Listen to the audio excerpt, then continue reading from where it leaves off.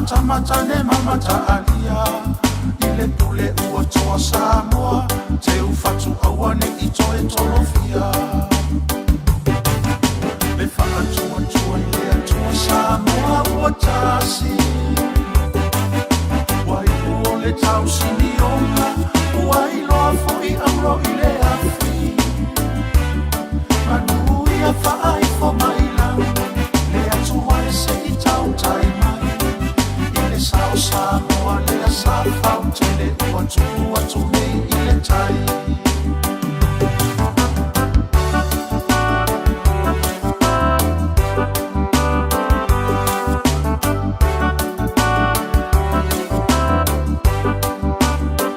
Molia tule fa apetai tele I au na uma ale atua O to sa pero fetane ia Samoa ia toe afua Maletala ia Iosefa Manai ona uso matutua Ola na miti ele o se moete I vale o le fina ngalo moni o le atua Tamafana me Samoa Au maui atunu ui fafu Avea ia uku ole nei ese O se ipu vai sua mangalo Ini manu au tau fina ngalo Ini anga mani upuna la lafu Wamani no mea uma iluma Ai fanya tato le loto faa mangalo Le faa tua ile atua Samoa uotasi Wai uole tau sinionga Wai loa foi auro ile afi Manu ia faa ifo mailang Le atua e se I tau tai mai Ile sao Samoa le a sa fautele atu nei ile tai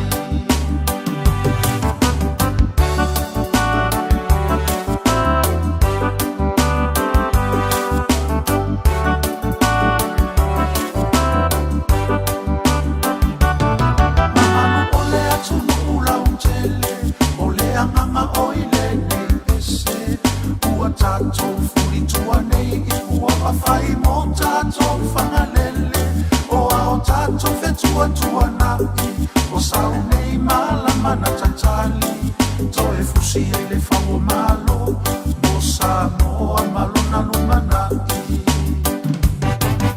Le whakatua ile atua Samoa uotasi Wai uole tau sinionga Wai loa foi auro ile afi Manu ia whaai fo mailang Le atua e se I tau tai mai Ile sao Samoa le a sa fautele atu nei ile tai Le whakatua ile atua Samoa uotasi Wai uole tau sinionga Wai loa foi auro ile afi Manu ia whaai fo mailang Le atua e se I tau tai mai Ile sao Samoa le a sa fautele atu nei ile tai Ile sao Samoa le a sa fautele atu nei ile tai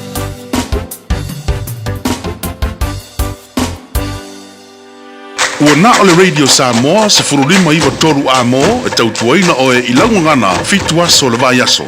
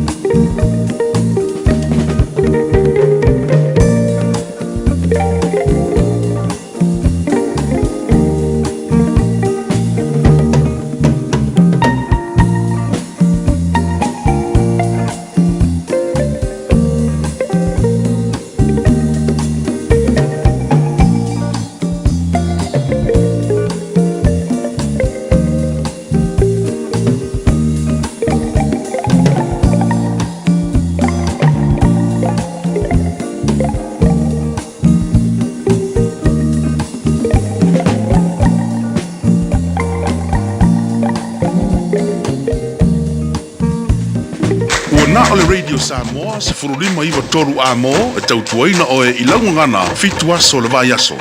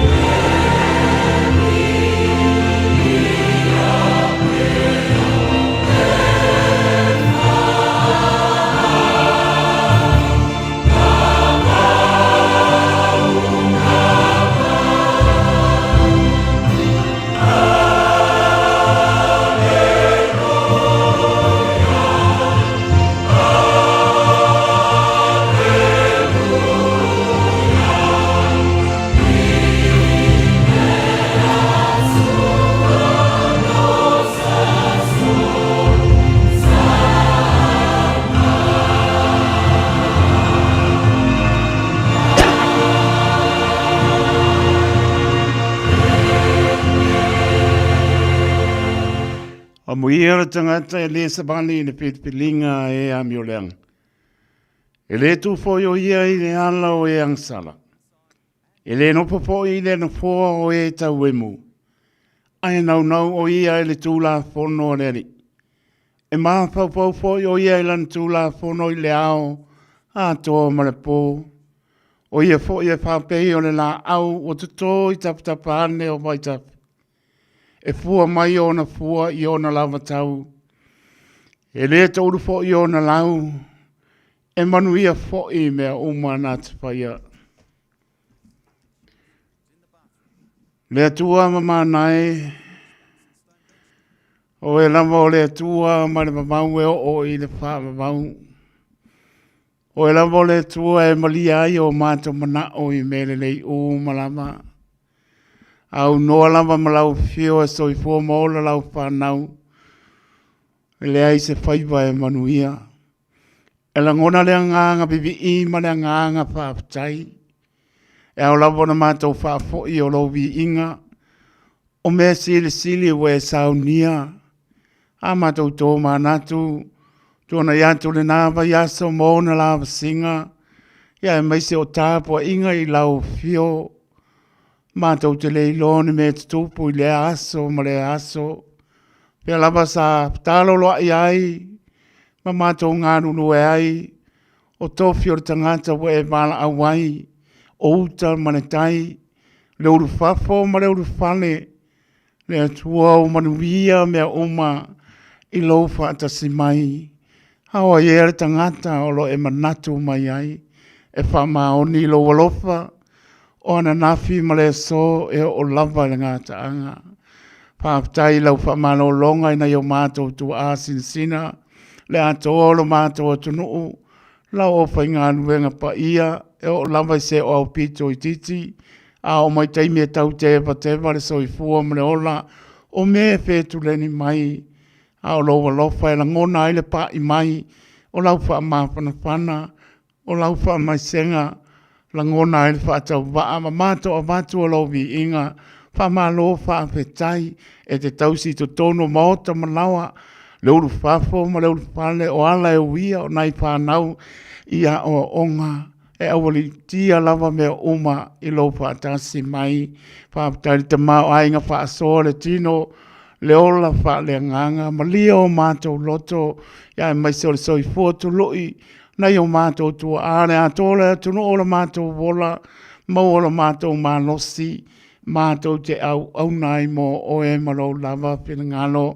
sili ala mātou whāptailo mātou atua, le tauranga e tasi ai awhena e saunia, e ala ia Yesu ke riso, i lungor sa taulo mātanga, tanu mia ele manapole ele, so i fua manu mā loma le tunga mau, o le alofa le tangata na ia whaia mā ngalo ia mātou sana o lo vi inga e tu mau e whaama mau mātou te pātou ese ma le whaamau lano le ali ieo i mātou e tu mu i anga sala i le aso ma le aso e le au no mātou vai vainga o mawhauwhaunga o mātou loto tu ina nau o le loto o le tangata e o lai le atua e le ai lava se me lilo e lau sirifanga mātou te le so solo ese ai o luma le ai se mea mātou te la lafi ai i lau sirifanga ati le li ie ai mātou te pātou ese atu lo mātou atua halofa mai e ui mā ngalo ai mātou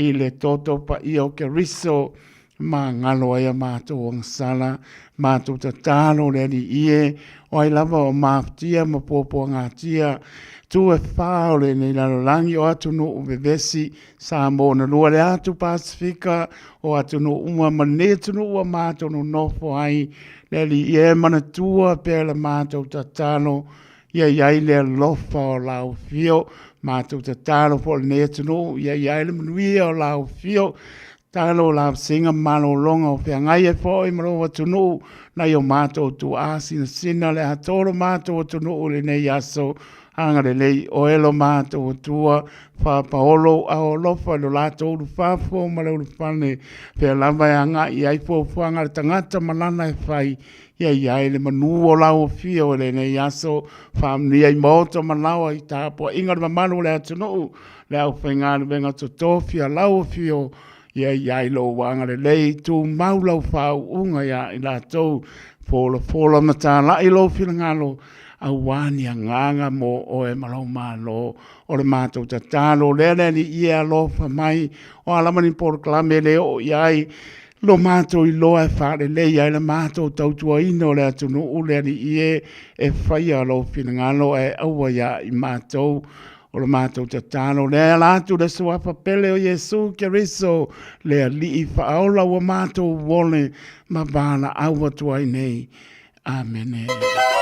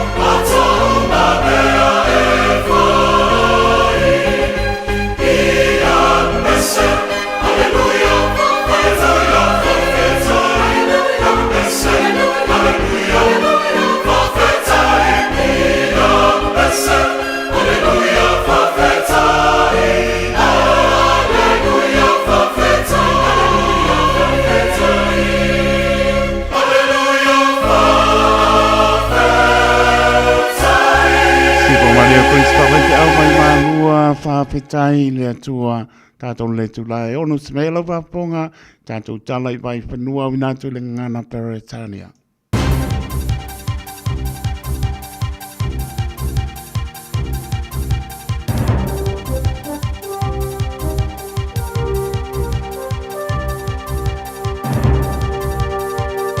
In this update, Chris Luxon's meeting face-to-face with business people and world leaders in Malaysia for the 47th Annual Association of Southeast Asian Nations Summit. The Prime Minister's flight to Kuala Lumpur was uneventful, other than the announcement of a few unwanted guests departing for Nuapai. We've just got our rescue fire vehicle scaring away some birds that are sitting by the runway, so they should be another couple of minutes and then we should be good to go after that. Luxon was welcomed by officials on the red carpet as he exited the Defence Force plane in Malaysia. US President Donald Trump touched down just a few hours earlier and danced with performers who met his plane. Pro-Palestinian protesters demonstrated near the conference venue. The country's in for a major battering this Labour Day with heavy rain, strong gusts and even snow. Met Service has issued orange warnings and watches over today and tomorrow. Rain's expected to move north over the day and the lower South Island should brace for snow. Meteorologist Taeao Makabulane says most of the country will at least experience wet weather. While the largest rainfall amounts are for elevated areas, impacts are still possible for other areas, especially those still recovering from last week's rain. NZTA says motorists should drive to the conditions by reducing speeds, avoiding sudden braking and staying visible. An 18-year-old man's due in the Dunedin District Court today in relation to a bomb threat aimed at a Wellington mosque. He's facing a charge of causing harm by posting digital communication. 2 men have been arrested over last week's audacious jewellery heist from Paris's Louvre. Crown jewels worth millions of dollars were taken from the world's most visited museum when thieves smashed a window to break in broad daylight. They left items including gloves and a high-vis jacket. The BBC's Hugh Schofield says one man was arrested trying to leave the country. What we don't know yet is who the other two are, and we don't have any news of the whereabouts of the jewels. That's news. I'm Scarlett Sotanovic. To sport, and the White Ferns have ended their Women's ODI World Cup campaign with a whimper, losing to England in India by 8 wickets with more than 20 overs to spare. Batting first, New Zealand scored a measly 168, which captain Sophie Devine says was never enough. We thought that was a 300-plus wicket, and just really disappointing the way that we lost wickets continually, and I guess the manner in which we lost them was pretty soft. Silver Ferns captain Karen Berger believes the Ferns were more connected and playing their brand of netball during the vital 61-52 Constellation Cup win over Australia in Hamilton. Stacey Walker's itching to play in front of a packed-out Mount Smart after signing for the Warriors on a 2-year deal and a return to the NRLW. And New Zealand heavyweight Joseph Parker's vowed to continue boxing despite his TKO defeat to Fabio Wardley in their epic bout in London. And that's news and sport. Tasilima Ivatolu Amo Radio Samoa. Nalova Samoa. Waulene yo kasfutialu. Awal suya lingila wale kio. Eva mai ina se fudu lima iva kolu. Amo Radio Samoa. Bevela a. So manono tātou reo Yesu Kiriso le nganga pānuano minga o tawai o poropan patalopa tuai pa i maulunga tātou tunu mai lava I munga maulunga pa ia se o pito I titi tālopa lava malo le soifo mre Samoa malo polau whamtai le tuai lo nanga lei tuana atu fo le nama yaso mona lava singa e masani ai ia mai se o tāpo inga lo tātou tua Ile aso anapia leo tātou maua le nei Taeao fōu whao popo aso lo tau soifua moro tātou wola malo whaptai le atua ila na pure pa soifua tau soifua lo wola leo tātou mafuta I lungo piao nganu ea la le tau tua wha le Radio Samoa por kona le manu Taeao sui tu langa po ile songa le awa o ia tau pai meni tau I mai po lana tau tua le na po I bayaso Patalo patu ia tunu mano le tunu mano le pane mai taritono lo maua mai pa ponga mau mai ia me se foi o lo va pena foi ona ngai mai mtadiena foi tau tua le Radio Samoa sulima iva tolu amo porovan patalo patu le ngaron patalo fai so se mo tanga se ngase Mo te malawa pa to lian mano ta to no inga sanga se tino ta tono leise me lilo si il panga no ta to tua tanto te tangi atu e ole atu e ungangi atu e tani lo ta to ri lon fa maoni o lana fa mano longa e pa yatu pa yane pa ipo mo o malosi ta to te au onai mo ia malon pin ngano pa tala patu la uso e lavo tuli o lanto fa salanga so sto ese alofa te lanto tuli pa maoni o to fa salanga bave mai se lau fie foi mai po i le io e nei se ala tato te manuiai po ia le li fa tonton fo laulon lavanga pa ia e lo to soi fo mortato vola porovan pa tar patu malo le tono lo la to tai la to e la to la fa la vo ke lo pe lo mlanga mai e mai sio tato to e ta tono le tato fe lo ai lo mo no le po nga la po i tai me to ta liu fa nga mlanga e manui fo ia maafutanga mainga ia mesfo utu wai fo etuno olo no pia ia ima no fai ono fo fanga nga mau mai ia alo fatu mai e manuia lava maafutanga manuia to fo yatu talo fa na yanum fa na ut mai ti ia manolo ngai fo tato ma lai po weekend ia nuia manolonga tala no te ma tala no te na ia pa pena lava ai ngona e tato le ngana tau tala ia no mana tas so i fo e ai o to matua mola e te to au ana ngalo lolo manai manuia au wa onga ia luanga ngana e te tau tanai maua leo lo fia pitu mana bino te wa te ai le tu la e ono le tau tua le Radio Samoa so lima iwa tolu a mo so vangai lunga le awala po ni nei Taeao po mai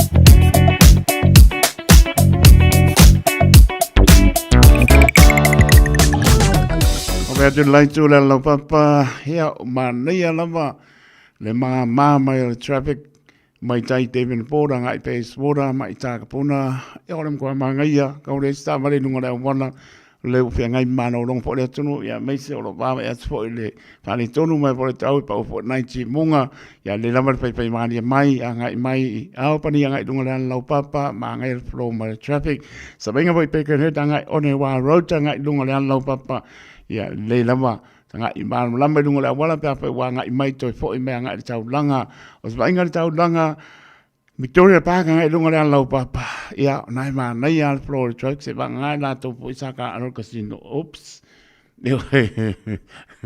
o fia nga wa ko le po ia fia barka mari ke mo so se pa ke mo le pa nga no ni se tu langa ia nga por jona ia o ina ile no na ai mo ni langa tu mo tu mo se bang na po college chio nga here in bay tie bo road ia la pa si slow ko drop nga anga ia tu na west mia na tu ai point dia ma ba tu Lincoln Road ta ma i Henderson ma nga ia flow my traffic ia mai ngo na Glendine roundabout nga i Waikato Cemetery ia le yor ke ngo si singa ai flow le mai la traffic nga i lean mo Avondale Waterview straight nga i Point Chevalier Western Spring ona mo ma nga ia ki ria mo la wana mane fo in New North nga i Stoddard Road ia ki nga i mai nga to Mineral Road Centringham Road ona mo ki lia mo la wana a pa lunga i Mayoro Road i fo atule motorway Hillsborough ia la ngi nga i Margaret Bridge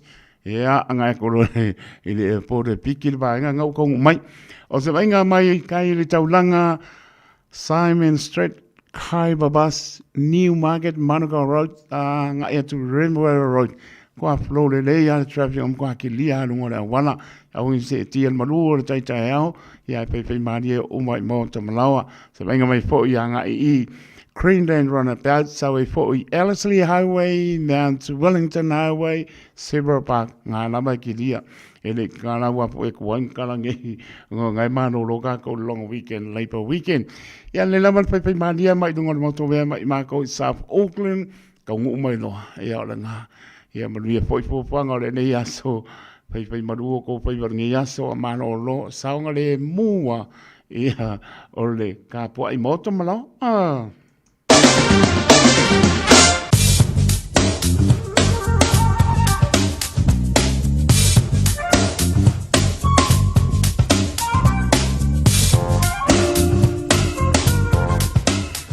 Sudah sembilu tu berarti ale tu lai ono le tau tua le Radio Samoa so inga tau o lo mama tu le tau mawhanwhana le so le morungo lo iai lua su lua le mawhanwhana e au kilani le so o lona Malu le po su matasi e mama e tu anga i lumo le mamafa mai o ti munga au oa pasoro ato ni aso sabili yangi mai sau te sipo winga po na tau e alien mai le aso a Taeao i le aso lua se furutasi le mawhanwhana mo le aso a Taeao su tasi lona Malu le po Baba ya tulai le asolulu longa tonu fai mai e mana ia le tau le asolulu ia ai fai mai pa upo nei ti munga pa asolo atu le fiafi e awa poi sfuru walu le vela pa mawina le asolulu molona Malu le po sfuru lua Baba ya tu le astofi pa uti munga fa me mafa ti munga le astofi ka pua i mota malawa sfuru walu le vela mawina mai le asotofi molona Malu le fiafi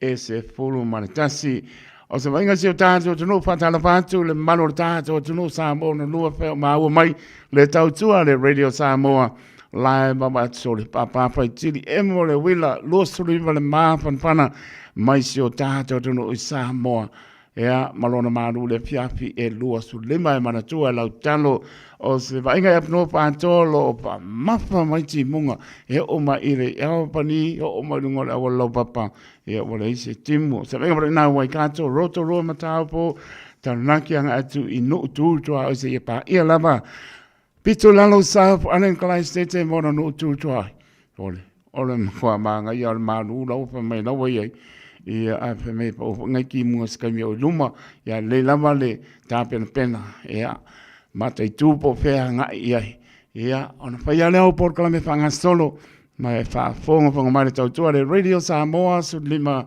iwa tolu a mo taimi tula mai leo ua mai atu ua su tolu milu te ua te ai le tula e ono le tau tua le Radio Samoa su lima iwa tolu a mo peo mama i po iska koru i tau ni Taeao peo le aso maroro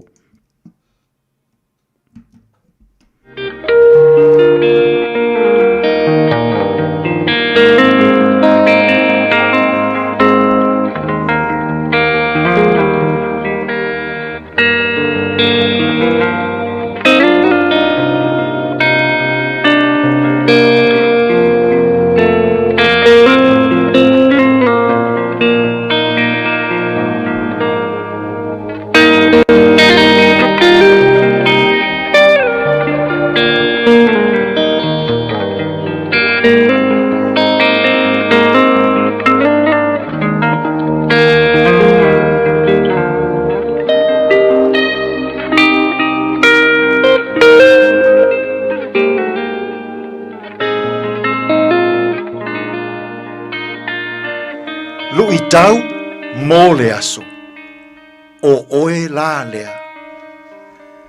So that's who you are. Ma taio, ma ta upo e sefulu ma le wha, a olona foi upo e tolu se fulu ma le tolu.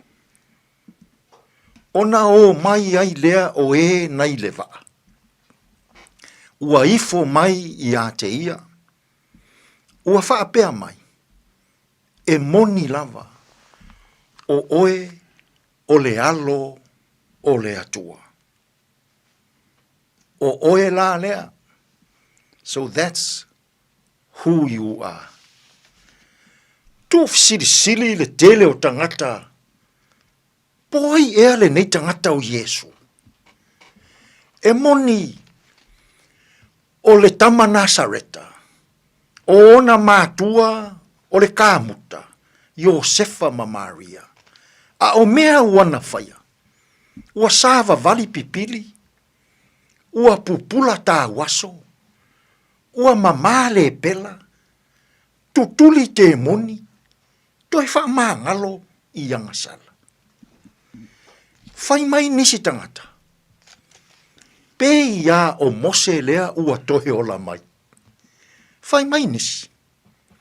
Se pe ia o Elia. Whai mai nisi. O le perefeta fou. E pei o le tama o Samuelu. Ai ina ua savali e su I lunga o le vai. E a nga iatu ua awhatia le vaa o iai o na soo manisi tangata. Na ofo le au soo matangata. Ina ua foi itai. Ua o mai tangata. Ua whaapa uu maifo ia Yesu. Whai maila lātou tala. Whai maila lātou mōri mau. E moni lama. O oe, o le halo, o le atua. Samoa. O Yesu, o le halo, o le atua soifua. Paulea o le suafa. Tātou te maua ai le ola. Buana o le halo, o le atua soifua.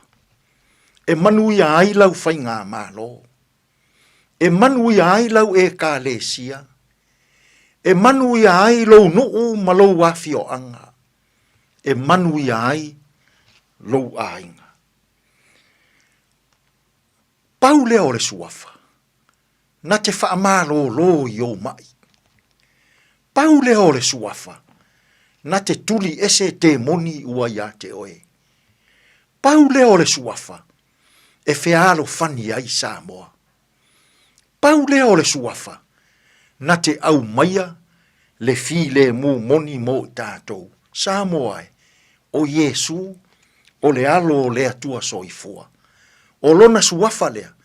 Tātou te maua ai le ola. Ma le ola e whaavavau. Whaatua tua nei ia Yesu. O Yesu o le alo o le atua soifua. Paulea o le malosi. Tātou te maua ai le ola. Tātou te maua ai le file mu. Tātou te maua ai le malosi. O Yesu, o le alo, o le atua soifua. Tātou te talo. Whaaftai tele le atua. O lo walo Yesu. Mātou te maua ai le ola, ma le ola atali. Aoa o mai I mātou le nei aso, ia o mātou taritonu ma whaatua tua, I lona suafa. Tātou ia malau fio I le nei aso I fe au mga aluenga, e manu ia ai mea uma. Lou lava suafa Yesu, ua mātou te talo atua I nei. Amene.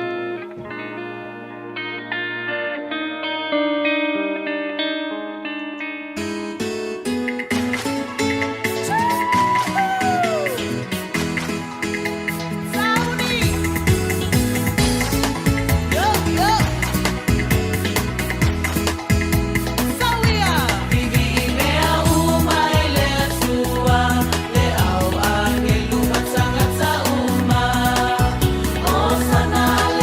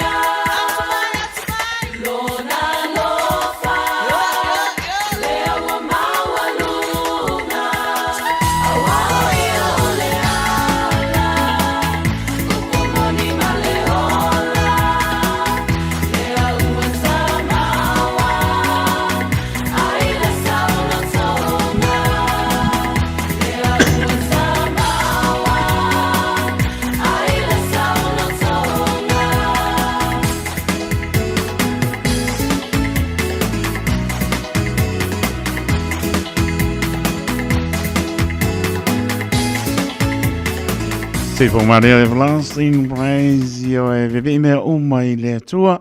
Pamai antua e tato programa lui tau. Pe te penaina e sunga le pape ngai ya e sone ngafa. Spa bon po le tato programa lui tau. I le aso a Taeao pe a tato dia i le lofa malanga le leo lo tato tua. O le temelo tole mai lua spulua. Mara minuto o te ai le tu lai ono le tautua le Radio Samoa so lima i watoru a mo programa le manu Taeao. Tal tonu tautua mo se e pa i fu statement le Taeao. Ia e pa tai le lofa le li ana pa i mai whanunga manuia. Tal tonu ni sal mano le tunu o lo o pa o mano longa o se tūlanga mānei a po i lea o maura taimi e malo lo mai ai fe au. Io e ngaruenga mamafa mai i le vai aso atoa. E need for ye le tino le manolo tonu mai le ia le me anofa fo mo tatou e ma fa tonu ai ma fa nga solo le au programe an le la marta penanga o programe e mau alo fia e ma o ma venga a pa pe po le o e songa anu po le pe o le skip o le la pa pe e tom pe la step o ye los pulanga ilunga le we la mo misi lua kolu e oso anga le wha. So le kano whai. Oe mana o te pape o oe kau kuli pupu, ai le do te a whai nai, kau whai, step by step, e ke o ar tum o le munga. Ai papela a kura kasi misi le lua kolu, ke le mpenga koe fwoi mai. A whai koe fwoi mai ma peparo ai le la vale.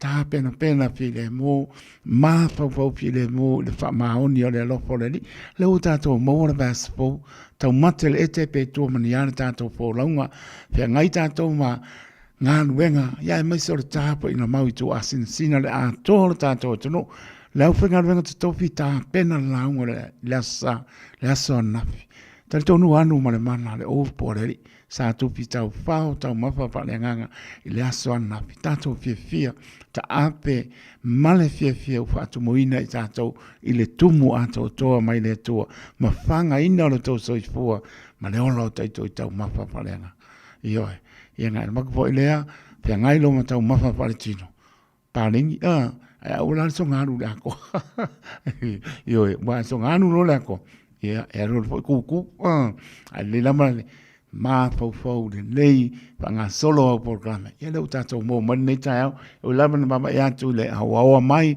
ka o mai fo ti mongo stemi ai tatou te le psiningia ala fa mai fa no munia bibi i tatou i le pe mal pese como bibi i tatou i mea oma i le lofo le ia tatou te tau langa lama o ale tangata o manatu mai o ile tari o tangata wasia se o ia te fa maoni le lo foreli au ina mai lona pelo Yesu Kristo tasi lona no pele ai le fa no to luor fil ngalo leli au ina mai sa ili tato na le loa na le loa tato kani oi po lan men ka ko le loa ai le a fa per ngai ka fa le tonu mai le ma po ka pa do sasi mai ngai sili le lo fa la me la ta o ko ki ka o mai te nga sa ili le alo pele o le ia ka kongo le ilo ia se sili lo ia ngana pa makana ko ia ngai foi le mar fia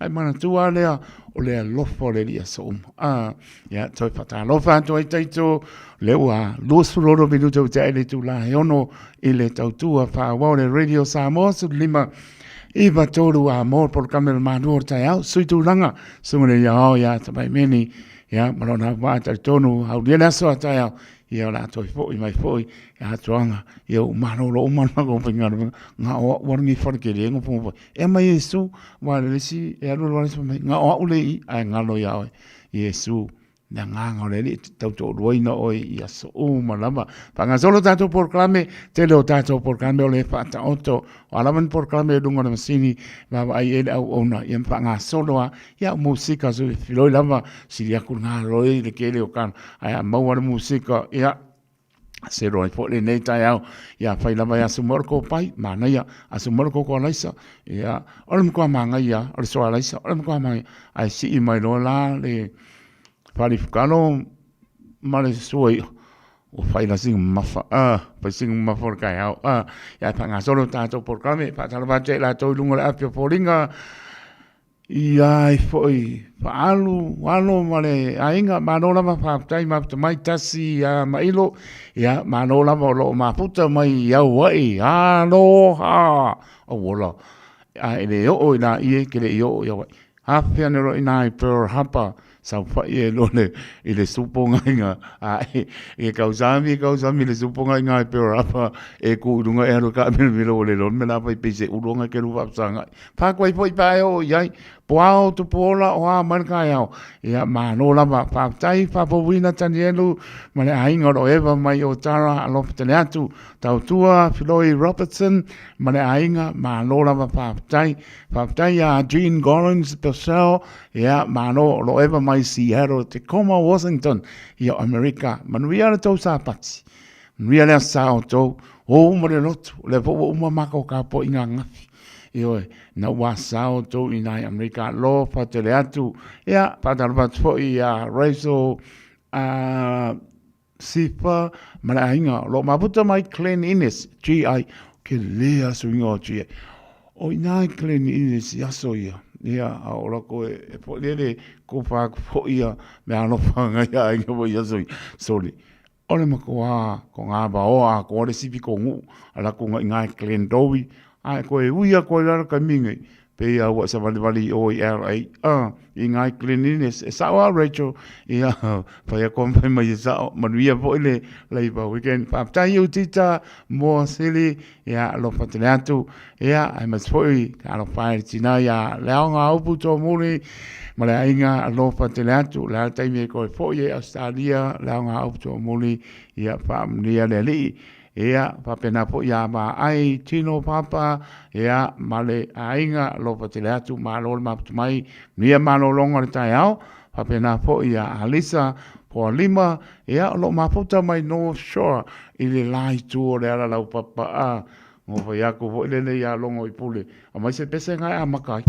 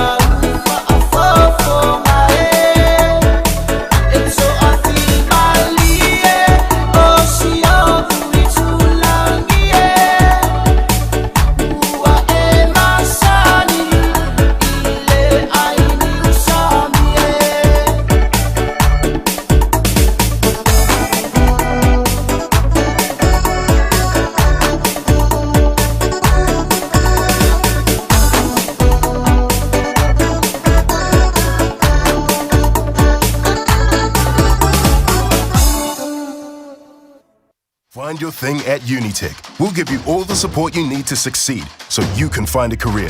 Find a job with connections to industry. Build your skills in architecture, engineering, or social work. Get creative, learn a trade, teach our kids, or break into the business world. Choose from over 100 courses, whatever you're looking for, even if you don't know yet. Find your focus, find your future. Enroll now and find your thing at Unitech. Visit unitech.ac.nz. O fia maua sau ta vale po sau piki apu. Ai tong i ta iwa yaso, lua va yaso. Pe ta imasina, o le sleek cars o le a maua ai le fsoswani. O ta pena le au whainga ruenga a le sleek cars, mo oe malo a inga. Au e te popole i se mea e tasi. Te tala fitu aso, mai le sfulu i le Taeao, angai le afo le ono le afi. Tele la lai au kilani i saute, vili mai loa, i le o lua tasi fa, fitu lua selau. Po le o lua o, fa lima, tasi lima tasi. Crackerjack has fantastic fireworks in store from Sunday till Wednesday the 5th of November, 8 a.m. till 7 p.m. Celebrate with a bang. Visit crackerjack.co.nz for store locations and to view the range. Crackerjack, your one-stop fireworks shop. R18. Radio Samoa, tasilima ibatolu, amo. Radio Samoa. Tasilima ibatolu. Taraflava o David Tua le nei, alo e whaafonga mai pēi le Radio Samoa, tasi lima i watolu a mō, Samoa i amanuia lau whaafonga, ma lau whaasausanga. Pai mitole mai lua spuluono minute o natare o le tolai fitu le minute o natu tato programe a reto le ola pangan sol po leo tato program se pai po le tu live tato no lo mrien malo tato tu no ne Taeao foi mama yantu ile pa malu mai pe lamba o le ngalu e pa po ai pati pa pena e ke mai moa po le ngalu waru lunga ai le pati mai po le ai leo lo ma po pe o isole ke le lo pula la ko inganga le wolo so fito oktopa lo o lo lima wa pa i fo le nei masina ma lor po la te tau la ia tu anga i tu nei masina o fano atu e ma ofa o to finalo mo tato lo to le mantango fio le lo po le fa mai ai monga i fo i pano e tau nganga i fo la pa moi a o tai me tu pe sili la ngona e solo manatu o se te lo me pe tu le ne ma so i fo mo la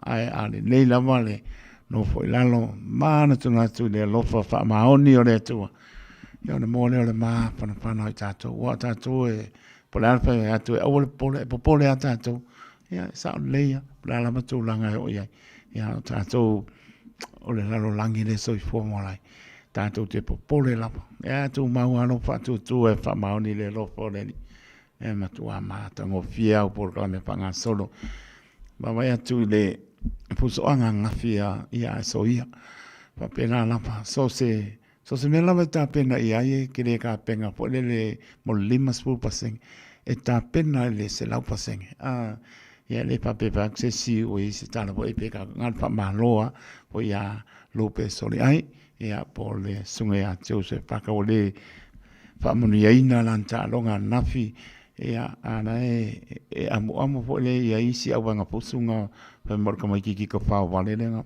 a saul pa upunga ngam ko e le pa ponga e le ska ka e po le tau lo ka le e mo yo lai ma lo mai fe ma lo mai ai le ia lu ska no we like Olympics Commonwealth pe o ska ka mo lunga inga mai a Joseph Paka pero ko langa la e baba e tanga ta po ie sai ka longa pe mai e ko yo fa la to lo to po le ia Joseph Paka o kere ka mo lunga ko la noi pe mer ka la seri inga anga ia ko mai ki fa ba nga nga pe inga pa a saula ka nga ku sa se ru tau fo mo lumanai o le lu tau ku sa la pa hi ka mo yo e ma ko ki le ase o nga ke mo mai le upunga o le ko mai ki fa ba le ko fa le wala tu lo le nga pa nga ai sa fa inga i o Joseph Paka le we ngor top 5 ka o le top 5 ngaka e maka oki wala kalaka i lunga le ngoma kasi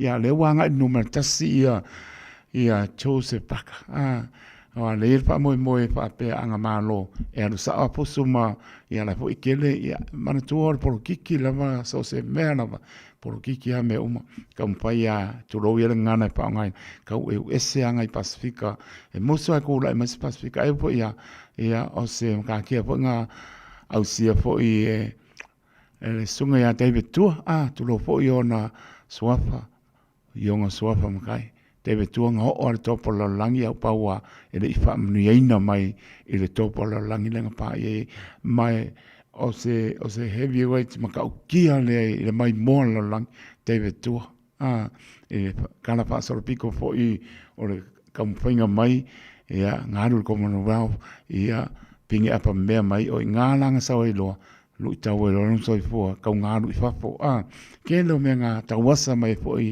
tala anga o David Tua la tau ia ngā o ato po la langi ai ngā iai mea fo i ngā tu long fa le tonu le pāranga o lo na ainga ia me so tangata saba ai o ia ngā o i whamasingonga o e leo se tala fo le nansi la fia uma ngā makua langona le ano lopa uma ia David Tua ia o tūlanga no o iai ia lai whapea David Tua lai le leilanga trainer malang ke ukupe la sei ai umoi whongo kuku o pisingisi a kamanga ko lua ia ngā sirfia uma pe o inganga ka umpai e ngā koe kau wano i lalo o le ilo e David Tua pala tūlanga tūlo lava uzo David Tua e tala noa toi po ia le po toi pa manato toi mo isi o le kampai me sa i leanga i dunga ia pe o kulanga ngā lofa i lava ia ka ko whanga ina ia le suapo Joseph Parker po le morta longa nafi mpa upunga la pe morka mai ki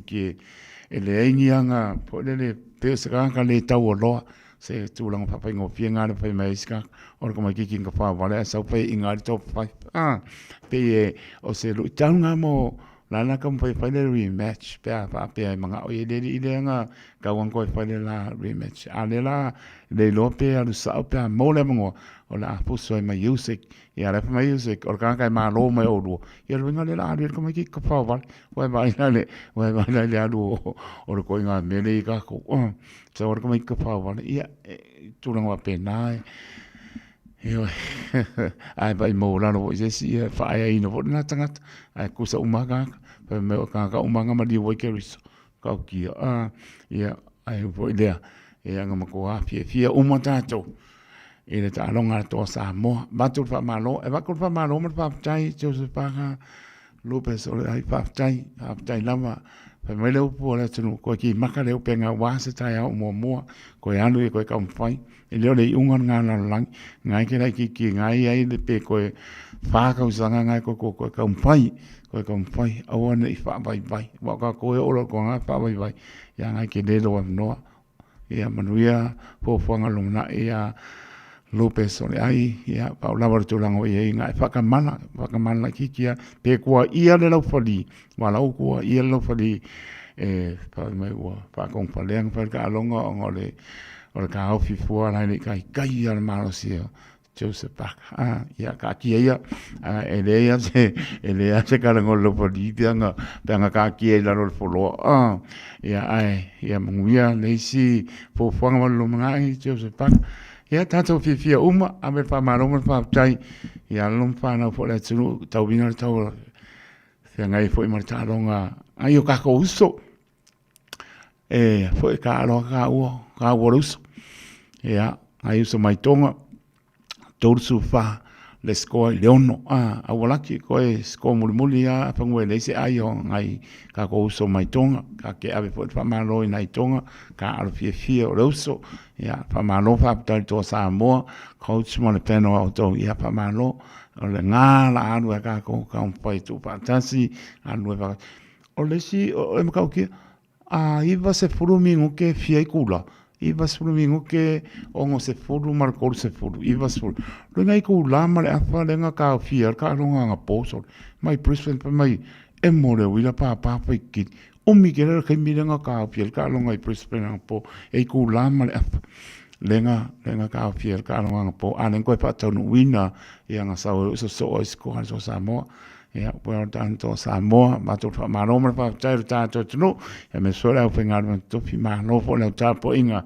wa e ma no fa iba o le tō Samoa, ia e ula mo le whamneina po ia Joseph Paga po lupe sore ia e leo le iunga leo la lang ai le stai me koe ka mpaya to e luma la lava stai me pe lau tau chingonga po mano lo mai da inga I maanu whanau ai po inga ia whamoi moi le nganga le li e tu umusu atu ia mturanga mapena ia whaptai lau ta po inga Samoa ia leo umanu ia whaiba o anu whanau sa tau mina le tau asu walu minute Tāre tu lai fito, o ngaro tāre fito, o nā tu tātou tana I mai whanua e le ngana Peritania.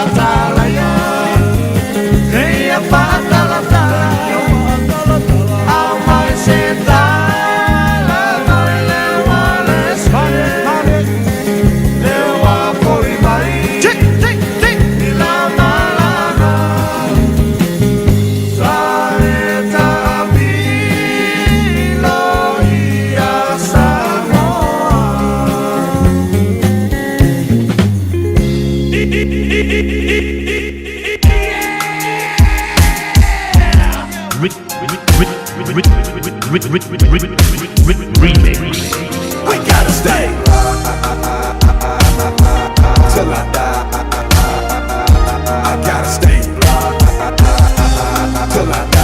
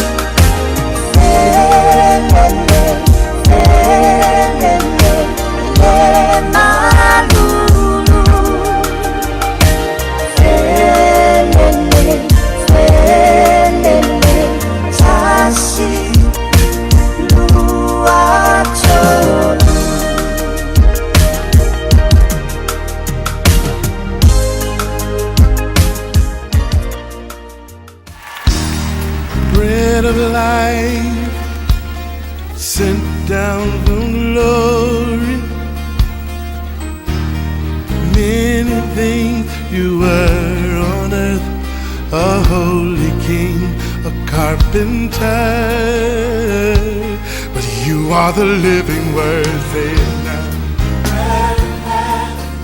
Come on.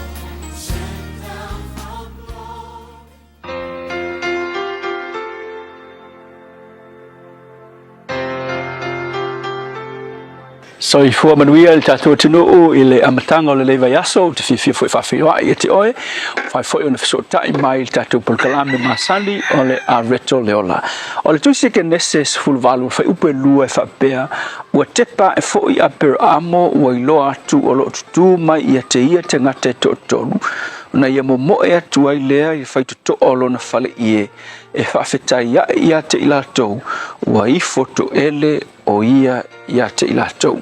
A le upu la sole nei whapea o le auna ma le loto fia. O a mai lau au nanga i le nei taimi, e mai se lava il melea o lau au nanga e serve ia tangata. Ia, so se mea lava e te iai. O le mea sa ilonga ia tangata nei o apera a mau se tangata ua matua. Ai o le mea sa ilonga ele ngata ilona o langa whatuatua i le tua soifua. Ai o le melea o le auna ma le loto fia. E matua, ai o se auna e le lei te lelo na loto fo le serving o tangata. E ngā lue ma le loto fia. Ia e whai me fia. Pe auna kero le kelo tangata e whai me le lei al whawhikau. E le aise fia. Le aise loto fia e whai. E ke vai kua, wonga whai a mea. Ai oki le mele o le loto fia.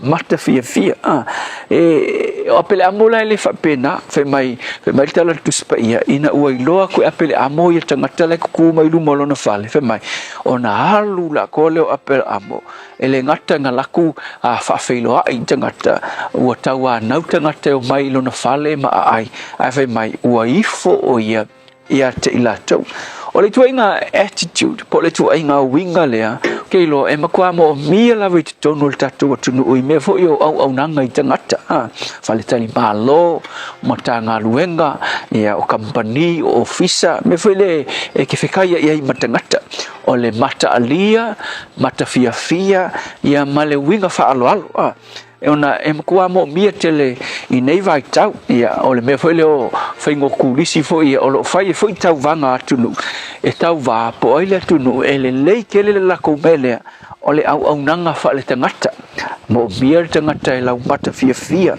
tangata fa alo i tangata alo aku kangaka fa alo longa tala no mai o kangaka la ku mal fa no e kalango mai ke vai aku ia o fa tupuina lo fia e fo tangata la ku fa le mai e la ku mal mai e kalango mai e kenge fo mai por kenge kausi mai ia kupule lo kokele le mai ole me mo mia ke le kako tato tunu e sente nei sa walu ile ya la kulo la ka sa ku pele me ngo walu fale fai mata walu yu ka sia ki o maka mai la appointment o la kulo o ka se kum ya ngo fala ia ya val au me lo ngo wat o watu lo ngo fai kengele le fo mai fa mole au le kulia maka me fo le pe kuru danga nge fo la wa ai pe au triangle bul fal ya la kulo fal ile fo mai ai la kengi nga sa ngo fo pe makaika ho le tene king fo mai ya fa solo ko ikanga ngalo la ko ngo fo le umalis tanga to wa ya nga winga ele makaka ele serving fa le tanga ta matutua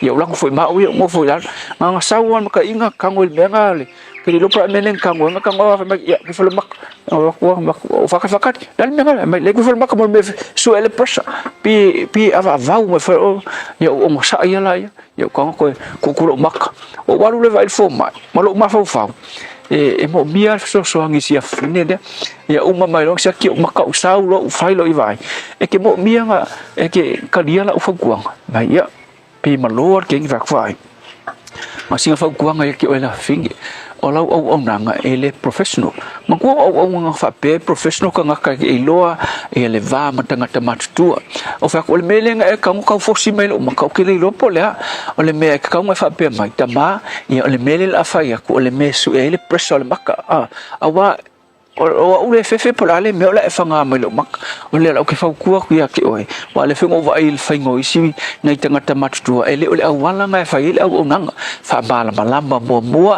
mai maka aka ma ku ka ka le o mai serve o to ya o mo ke vai ku ke lo po fa li il fo mai le tene po fia la kala e wo sa po lo e ma ku mo mi lava ia le fiso soani I au nanga fa pene ia pela le mele sa fa longo le upo le tu ngi ya so fa mai ole au nanga I tangata fa mai kala ku spaia a e au na I tangata ko lo se toru fa pelu fu toru fa mai o me uma to te faia ia faia male loto pesia I o lo faia ile li ai le o tangata we lo me ki fia faia nga wenga ole ale presso le aso ai ke lo ala ku ka ka po ai to inga tangata ki ka ngo serve ai lo pe lava ole ke serving a Yesu e ke faia male loto fia le tua ia so ani la fio e o ngalulu o ame fe ngai mai la tu fa no ai ia maua le langona fia la tu te au nai tangata fa pe o Yesu na e au na fia I tangata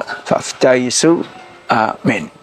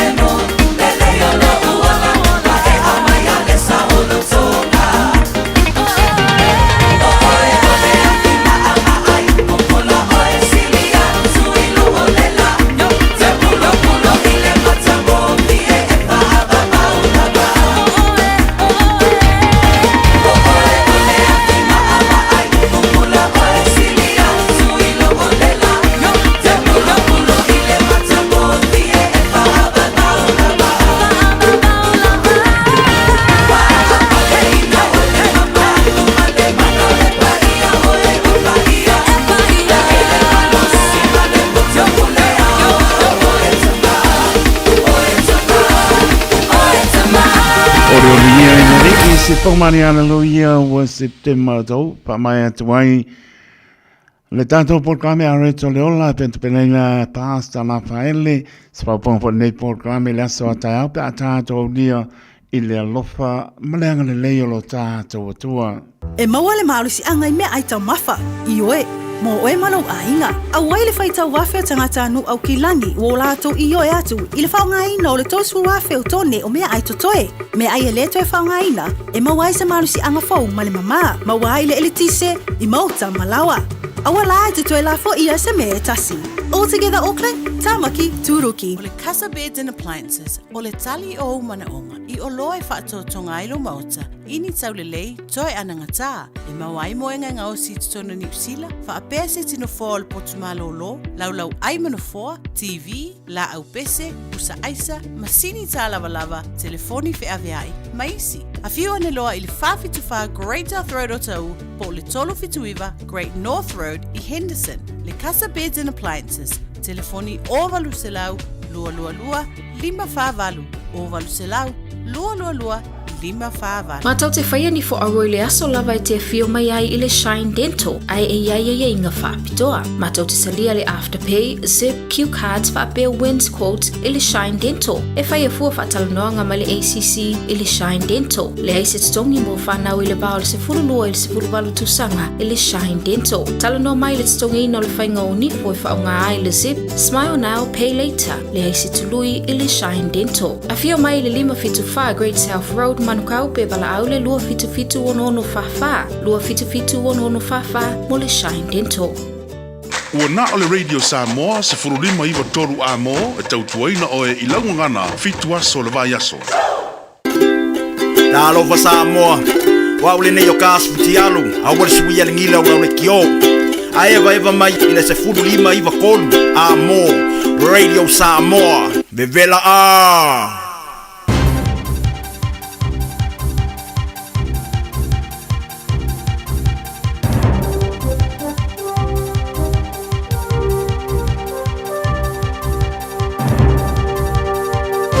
In this update, the Prime Minister's arrived in Malaysia, landing to a jam-packed diplomatic schedule. Senior political reporter Azaria Howe is there. A red carpet greeted the Prime Minister with military officials marching on either side of it in perfect synchronisation. Chris Luxon's planning a number of bilateral meetings in the days ahead, and it's expected talks will include plans to boost trade between New Zealand and the Association of Southeast Asian Nations. An economic partnership summit's being held later today as New Zealand celebrates 5 decades of ties with ASEAN. World leaders are also expected to discuss a roadmap for peace in Myanmar. Labour Day's looking fairly tumultuous for most of the country, with wet and wild weather closing the long weekend. Met Service has issued orange heavy rain and strong wind warnings and watches for both islands today and tomorrow. Snow's forecast on some lower South Island roads. Meteorologist Taeao Makabutlane says those heading home on roads, skies and seas should take extra care. She says it's a wet day across the board and wind could make travelling hazardous. Heavier rain arrives in the North Island during the second half of the day, with thunderstorms possible for western areas as well as Northland. Police continue to investigate a fatal shooting in Manueka in Bay of Plenty's Tipoke. A man died yesterday after being admitted to hospital with a gunshot wound about 10:30 on Saturday morning. A homicide investigation's been launched.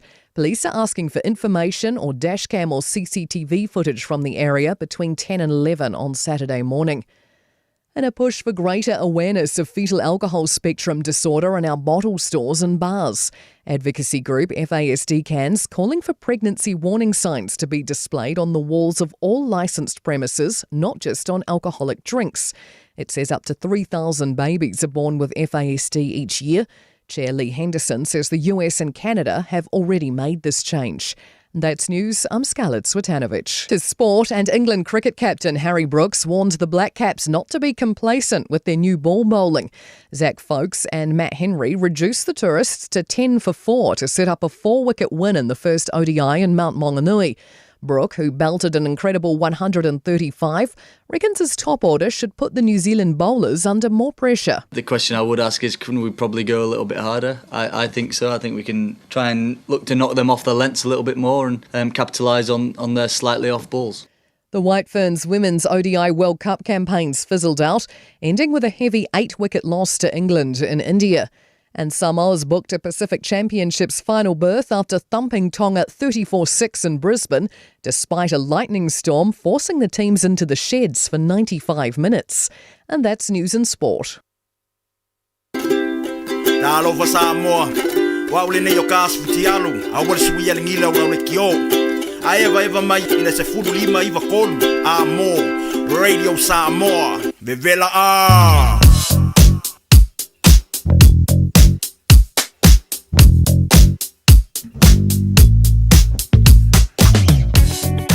Paponga madone tanu la winato tato tala I vai fanua le ngana peoritania. Sto venga dungo le wala wansi pion madone tato tanu le somano lo le pa weekend le so lo so fitu le so po la so fitu october lo lima tono lo mia po le pa madone tato tanu lo manaya le ma mai le traffic mai tai no offshore. Poi la toa nga I mai no offshore nga I le taulanga ia ta to na si de pia le lava pai mani o saunga le mu me nga ia I tanga le lunga le wala ia me se po ia or fa nga I mai telefoni tanga I mal mala mai fa I lunga le wala le ia se si lunga le tu la pono mane po na no le mo le pasia mo li alo mana ia lava le flow mai le traffic mai tai no offshore so vai nga 9.some road tanga I Neilton Road Great North Road tanga Western Street Waterview Straight tanga I Avondale on kwa manga ia ole ma le traffic so ing mai Lincoln Road tanga I Henderson Mall ia ole tulanga lava na lo ia to telo maru le tano o lo mano lo tai minei ia pai lava tanga I mai Great North Road ta pasi ia Waikomete Cemetery le lava nga I sa mai Eileen Mall Avondale lo manga ia flow ma traffic ava po tanga I mai Tiverton Wolverton ia pasi po ia mai ora nga I le motorway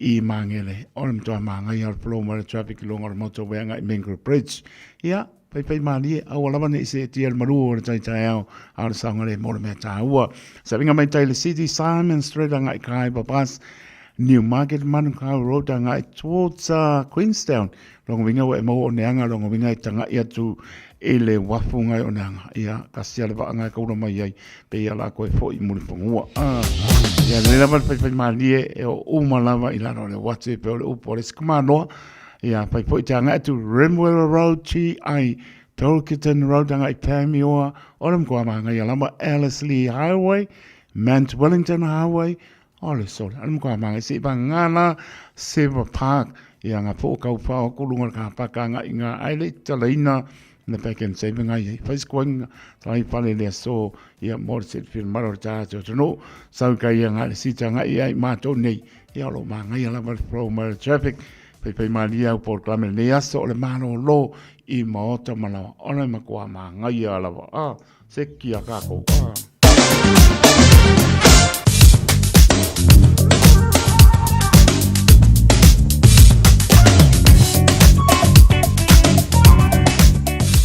Ono minuto batele to la fito sta venga tale tau lo to maule per pa mawina au kilani loa se podo loa le mapa pana lo iai au kilani lo na manu po su lima spidang mai so te sipo lo fa mal manu mai lo au poi winga pa na tau ya mai le so Taeao na so lua spulu le per pa mawina mo Taeao lo na manu le po su tasi pa uti munga au po le so Taeao o ngā tono vai aso le whame sulu life me pau po nei ti munga pa solo atu I le afiafi sulu iwa le mapan pana le o ngā tono le vai aso e amalon manu le fiafi sulu malua winga po nā tau e ali mai le astofi sulu iwa po I le mapan pana le astofi malona manu le fiafi sulu matasi e pa uti munga e awa foi so winga le ngantai pale mo la tau ta pena iai awase a mai moana o le mkwa pale kongo ala kaunga iai nga o ka umai malo lo le mau te malawa sanga le mole na mai pale anga nge lua mingu ke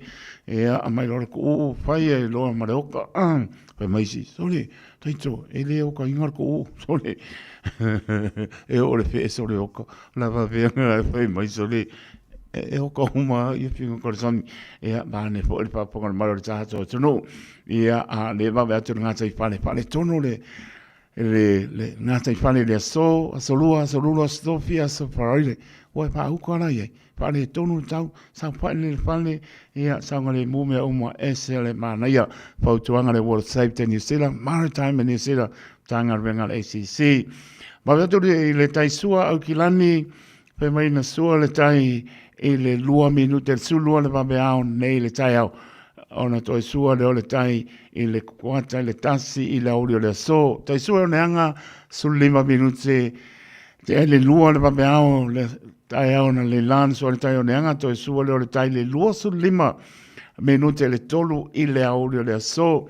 Sfuroro minute le lua le papeao le lan so le tai manu kau hit.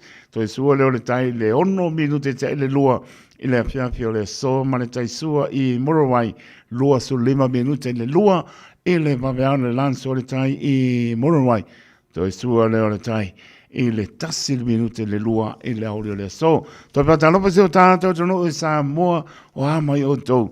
Malamara iei no fuanga, tātou piloa i pe tāsanga, tātou lo ai tau marele atu i atu no e mau, ea manatua pea si o tātou tono mano, ea manatua pole a fionga le pāni mia o lo sa i matangi mai, maua le manosi, wala mara taita ina o le tātou mano, pa maoni, so i fua mātau i le ni i o le mānei o le nasi sina neri e mālopa si o tātou tunu ia manatua si o ngā pāni mea lau tano sa i fua rātou i fua i Samoa i le anga le leo lo tātou matai a le mawai atu i Samoa sore o le mkua pa ua ti mungoro awaoa pe mei pāpāpa i tiri e mo le wila ia lua suriva le bela pa mawina mai Samoa malona mānu le fiafi lua spulfa sa venga ia no pa to lama ia o le na o lo mafati mungolo a wa pa so na to ai o mai siba de o le se kimu e saudunga la wala papa on ko manga ia fa manu manu mai pe ia o le ai o le nganu po le pa pu le pati sa venga na wai ka to ro mata porta na ke mano tu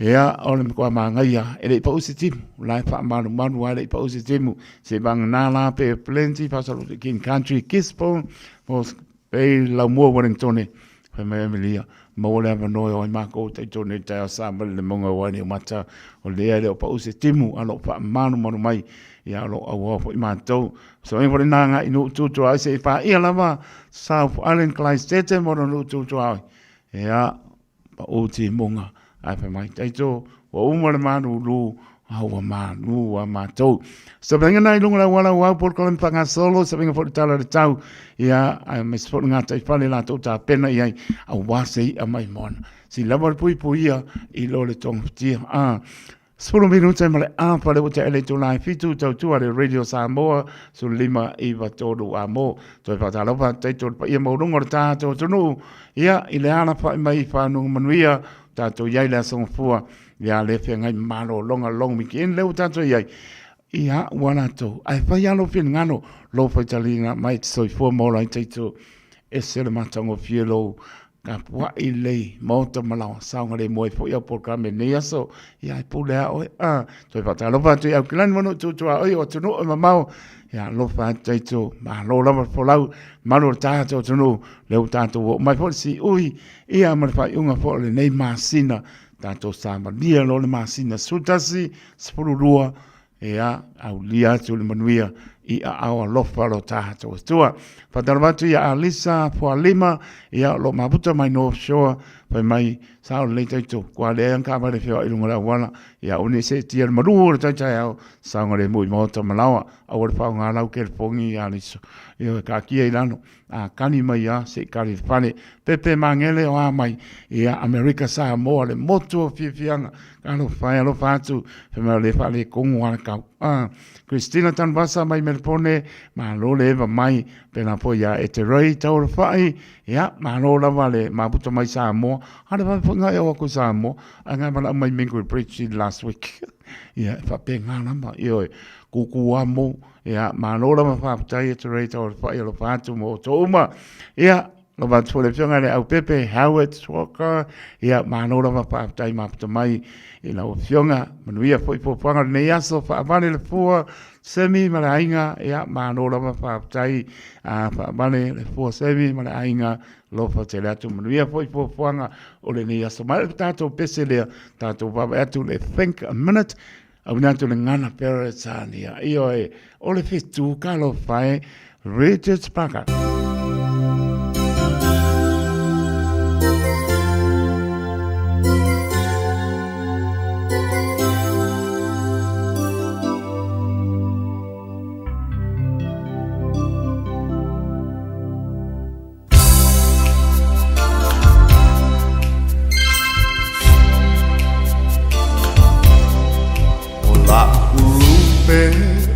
Soana o fitu o lona suafa Safalele I fisanga o Samoana Wa fo'i nei male o live mata Le tumu o lo uanganga Le fui vine o la urosa fua matala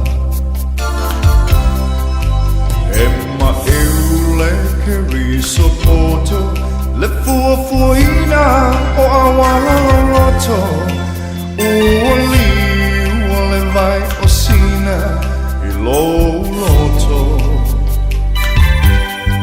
Fetu ea o la upaanga E sili tasi oi I lo uanganga Ia tanu nia So se io alofana O te io ma o amene Ia te o fetula ufele O silo tau I peni matai mane e tele Tailo arasi o le panoma Masu sana Savrona Befa atusa Tusaina ola ualofa La pele e ilo uloto Ma I maupe ana yai sapoto Na te fascino mai O awala O samiloto I seek you mai moina Le fepula fi mai penina Fitu e la umama aura pule oya ita Just think a minute. It could change everything.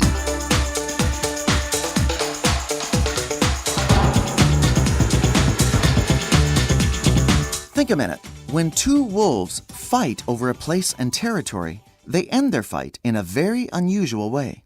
The wolf that finally knows he can't win surrenders by rolling over on his back and sticking his neck out to the teeth of the other wolf. Then by instinct, the wolf who wins does not kill the one that surrenders. You and I have people and things that we would fight to keep and protect, maybe even give our lives for. We can't imagine ever letting go of these people and things that mean so much to us. It reminds me of an experiment that was done by putting peanuts inside a cage.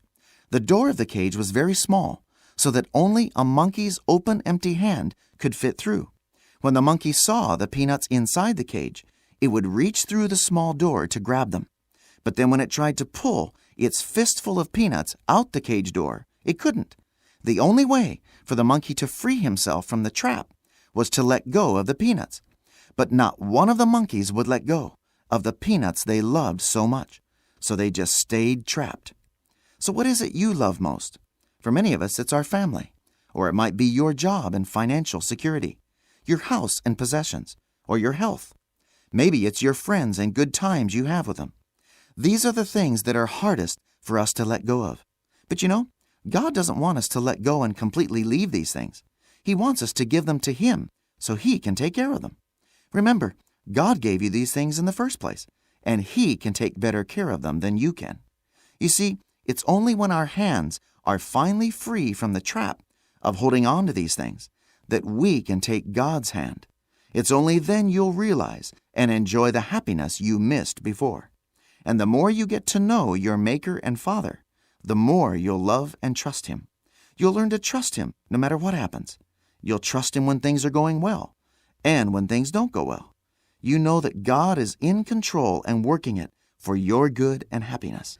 Then you'll discover and know that when all you have is God, He's really all you need.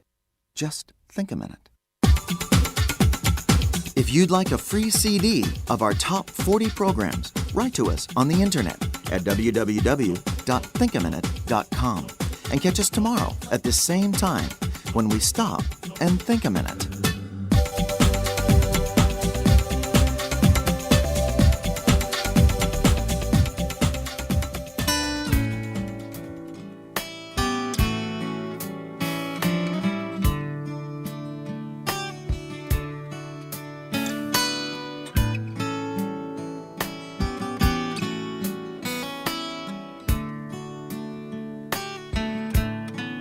Mai le vavau I le whaavavau tu mau oe o le papa e le malu e lue lo uolo maualunga o te sao ai mai le malosi o le itamai mai le vavau I le whaavavau tu mau oe o le papa e le malu e lue lo uolo maualunga o te sao ai mai le malosi o le itamai lo uanganga whamanu mawhawhetai o le atua o le vavau na te umau oe si ia e lo leo malanga elelei elelei oe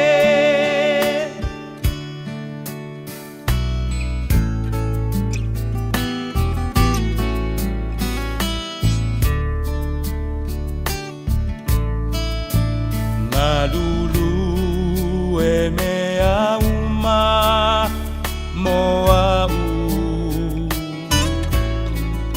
silafia e Yo e tu mau oe whamaruru antu le Peace Chapel po le marumaru pi le mo taimi maratai e le whatari e le tangata le otoro mani sa sui o le Radio Samoa pe on silpiaile to tau pa ina fo e le uso vane on pa ia mo manu pe nga mana au tanga vai tipi au tanga vai lan tau tuam tabela mai se o ta to no se pai se tala ya mano lo le tunu ale ma te nga lua mi se usa nga mana ya tau muri atu fo le tau tua de Radio Samoa au kila nei pa ta patu e lau fio nga mana au tanga vai tipi au tanga vai ya me se le ato se o ta to no lau ele na so i fo e mato vola ai pe la vai le sera e moni so e pa malama e ma vai aziona tunu o fo lo pa ta patu ya o uso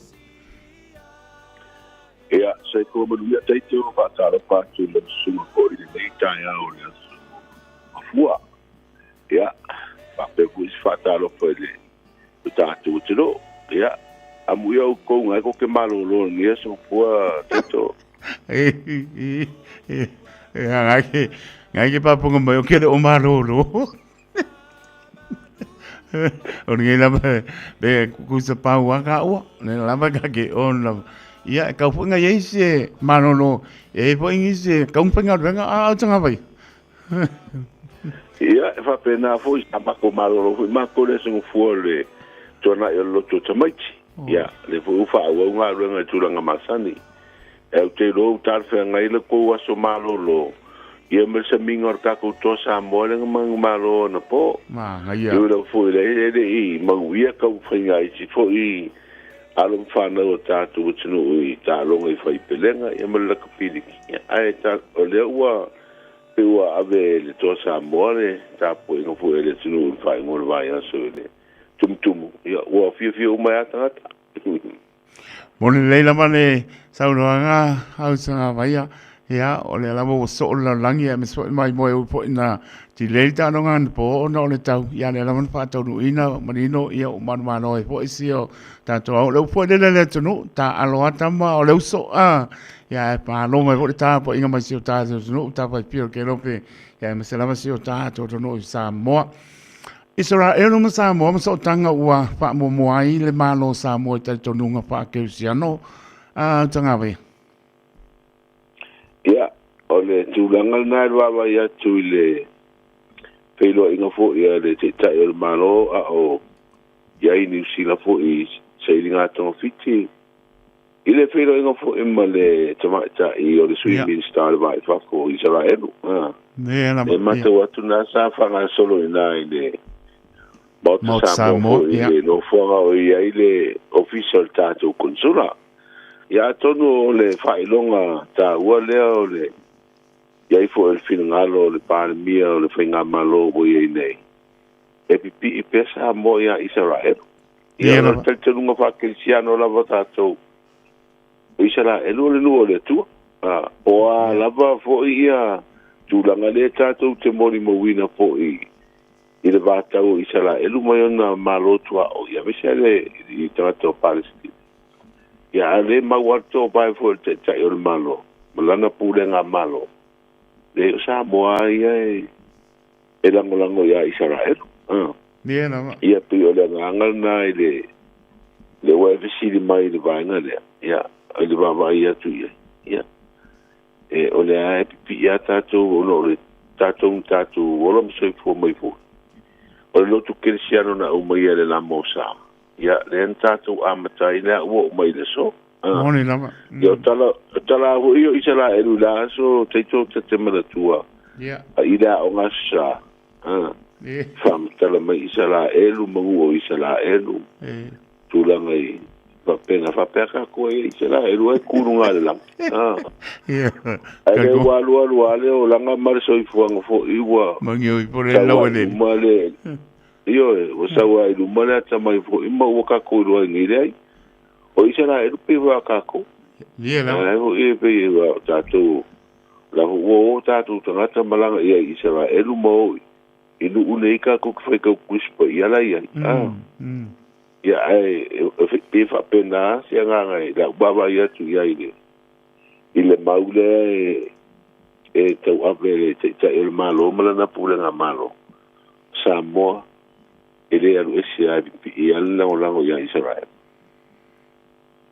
mano la papa tai e le se la mana tano anga no mana ma tko fie wa le o toi por silfia mo no falsa to ya ma pe ona tano e Israel o no paia le la mai mo ma tu paia e o no o le to no paia ai se po tai to nunga e pe ona pa ponga e le tu o e te e o lang ina ya le ola ya wa ma ya wa uma no fa tala le ina tato longo vina tato fa to tom tanton ia pe on sa tu spai o no o to Israel ia ma no la ma fa tai ia e le por silfia malo tato no o pe la mo lo fa pe nan fa ponga to foi ia le la mole telefoni o tangi po fa nga pa no ta le wa ve tua ia ma po le anga ia lau sau no nga ngang pa no lo ngal man ia o le wa ave tua ga so len te nei de tangi o fa tangi ave tua tangi le mai tu malo palo ta wai mo malua ia le lai fa tino fu tu langa wa ye nga masani le fa sa lo fa la wi tele le merienga le wo ia ave tua mtau ia ona toi fo ile fam sinonga e fa mau tu le ia ona winga la I tangi valu ia na vatu ia e fo dinga mai o le fa le wa fa solo moni tua ai fa la fa wa no winga la o le mta upule le na amatai fam sinonga mai li tu malo o safata ile tangi le ana roni posini e fa sanga ile tama ita I pule na manu mai e fionga ia sevete fui mono ia o le sa fa bonga ia le fa masilonga I forsanga fai wolo ia yes for it in nei o tu langa la we wo mai ia na bonga ia forsanga fai u fo ia lo ia o le la o le fai u ta upuna le la au mai masina fo o mai uma fa tasi ia fai u ta upu ia toi ya mai ona su mo di mau a tu langa na le ta o mai e tangi o pano tel temi nei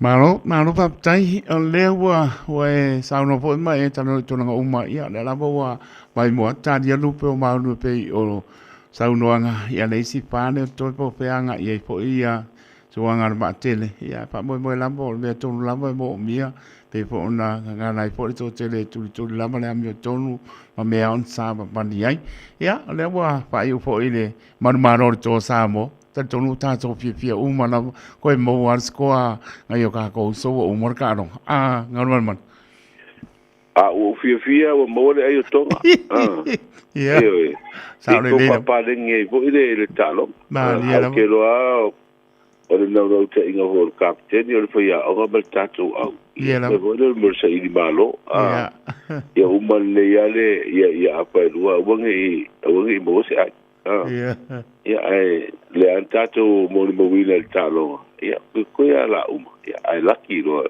ia po ngisi de ngala ki to bo lo si la ko ngo le ia le la utato to su fa ile ono ia ta si ia wa le te wa ia to le utato mo ti no tato o tu lunga sai dinga le sempino le portano sana del pacific il talo ngala pidi ala ka ko fa kan kalinge ia warriors in New Zealand matonga ia po ai le aka le a malo mai ia ona I do le po ile la o no se I champing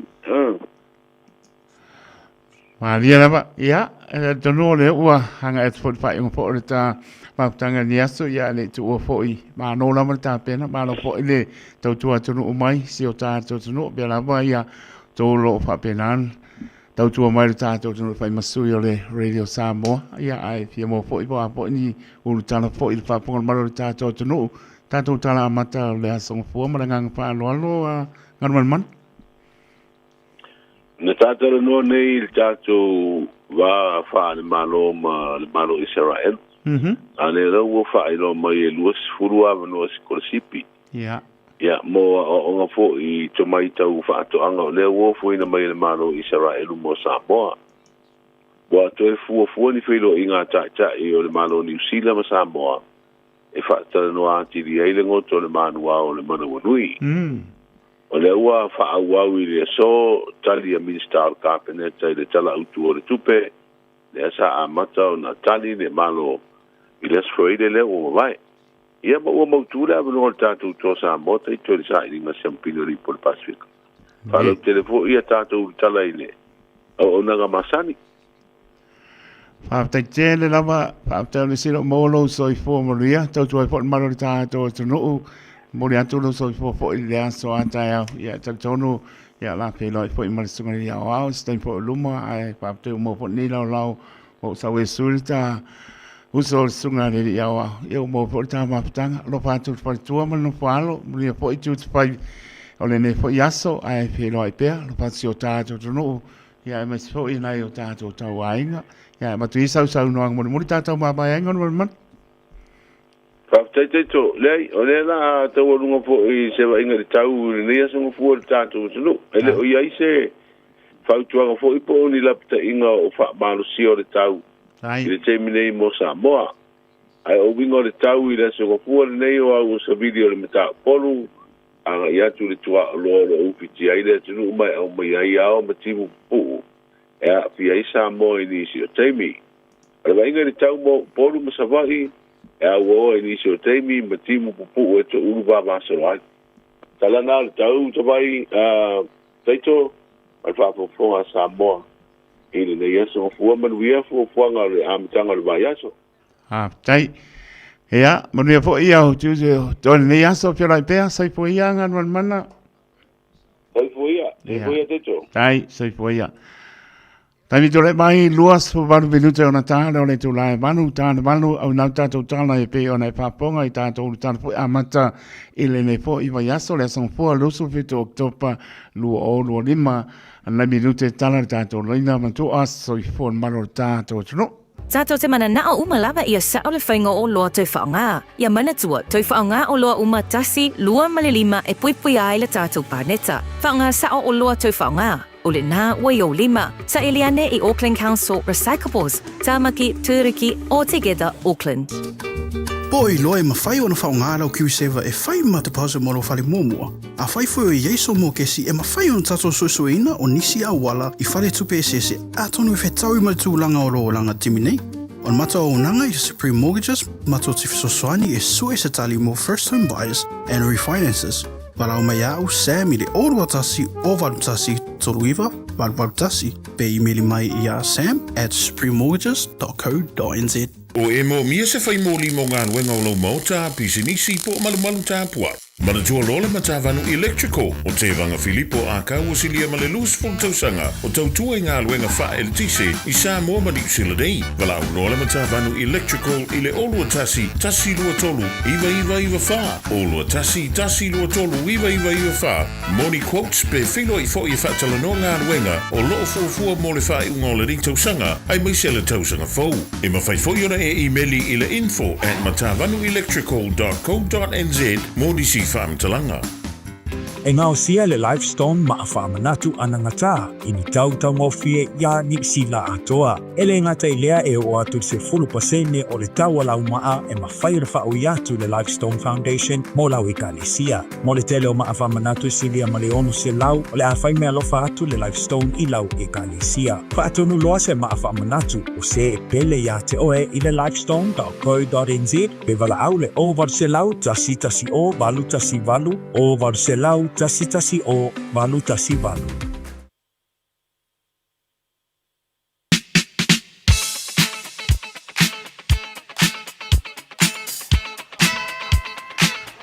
Nau mitana tata o leina sa amore tonu pele tolu fitu tasi lima i watolo i numera au ni ngana po tata o emaili on the air at radiosamoa.co.nz.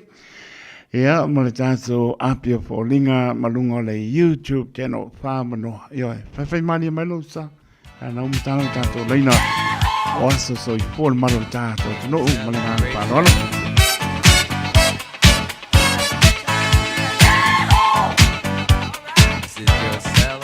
Mōna mno sauro mai, awai kalo whae. Mangi o koko lisa o kai au. Wenga e maleipo mai, lewa ka veka koko lisa. Ia ase. O mai whako e lau. Tamana nga, kasi ale puko la po. E whai mai ia, so ia. E ai po. E whain whamkaranga kia. Oia tinaya ke alfan. Ia, whamkala mai po la, karinga e leo moenga. Vai mano i opu leo ke. Enkai kia. Kasi le puka la po.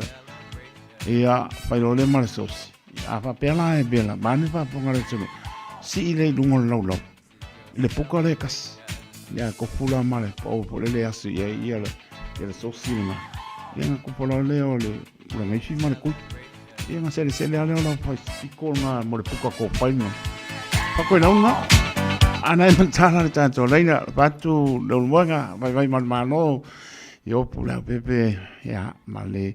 Tausi malai ngali. Paaptai lupe matsila. Ia, lo patu mano lava. Maputa mai presspen.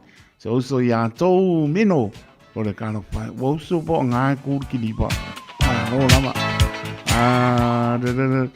Tunga to filau sulu I pala ese fia mei spaya mano lava maputa mai to finea Christina tanvasa ya mai melpone ala patu Ea, papepo ia Frank Pingota.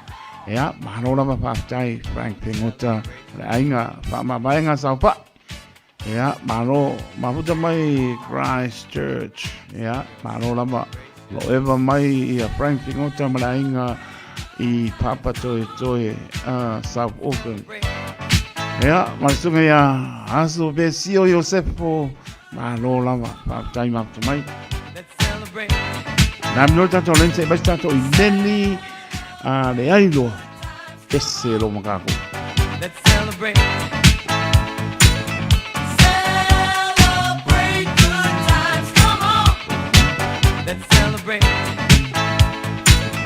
Celebrate good times. Come on. Let's celebrate. Lumana ia sange pepe malainga manola mapatai yo wa ko fa mal mo mai le pa ua se kimo le va ku I pa malama le mako dole on ko mako ku ma le wana le skama le felo e to ia manga ba ko la wa oksa bantia wa mako fa yo sabali mako fa ma yo le ma pa mal mo mai le pa se kimo nam no ta tolina mo fast pulu seconde e no fast pulu mi ke pa mo Let's celebrate. Celebrate good times. Come on. Let's celebrate. Celebrate good times. Come on. Let's celebrate. Yo, pitau ia, ber patau ba ale au ona, fai ma fong pa leo po renga le radio Samoa. Pamlia tu hasto I for mano tato, tu no I tamati na. Oso mo to pa pensa la vana pana witi o to umanama. Pamlia tu hasto I for le so le soluso fito oktopa. Ya, angan leile li to fa popo nisi tau sanga stele so I for mo lai tato mana tu apea, ya bea pe tato fa ya lon fingalo. Manuia te leo tau aso I for happy birthday to you all. Si po mani sia wo ya suao Felice Mikaele tu mai o ti nga tau ave taito mo le se mano.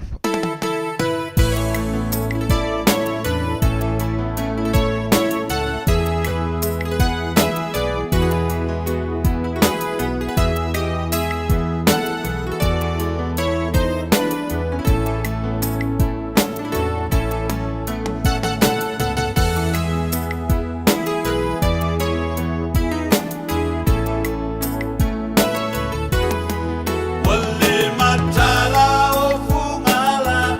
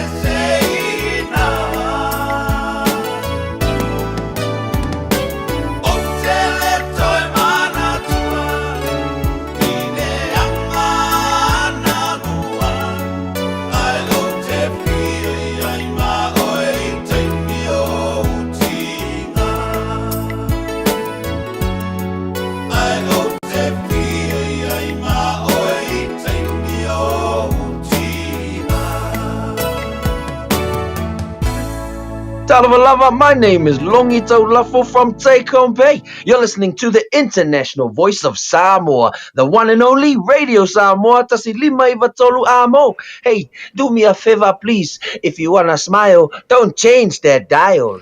Samoa. Surono minute ona tāna le tulai vanu tātou taliu Samoa. Pero masani ai tātou tala. E te whaponga I lewa yaso, ma lewa yaso, I pēna whaponga hoi sui o le Radio Samoa, e sa rangpui au tanga me tipi au tanga meia, tāna malu, tātou taliu Samoa, tātou tala amata o lewa yaso, toi pa tāno pan, toi tōre pa I maurunga o tātou tunu, nei o tātou ta māti nātu asinsina mālo le soifumanuia, whāptai le atua, whaupopo aso le tō soifumanu tātou wola, le po Taeao tātou maua mai while mōre ni, mai le aso napi o tāpo inga tātou maua whaamnianga, urufale I malu tāpo ai te whaafonga mo whaalongo I le matango fie o a fionga pa ia lo tātou tu, lo tātou atua, pōra ina e ana au auna, I lea patawai taulanga, lea patawai taulanga, I o tātou na le whaafonga mwhanolongo, o le talia le mea tāua, o le talia le mea tāua. Po ele whape atu o ia lau pu ata whainga, o le tua lano lama ma le pautuanga, mo oe maa uma tātou uma lama, o le talia e sele mānai. E te muri tai, o a me tutupu mani sau I fuamare ola, e te langona alo fia. Wana po o le nāua e maua whaamnianga na e whaafonga I le upo le ola o le sulu I o tātou vai o le māma lama I o tātou wala.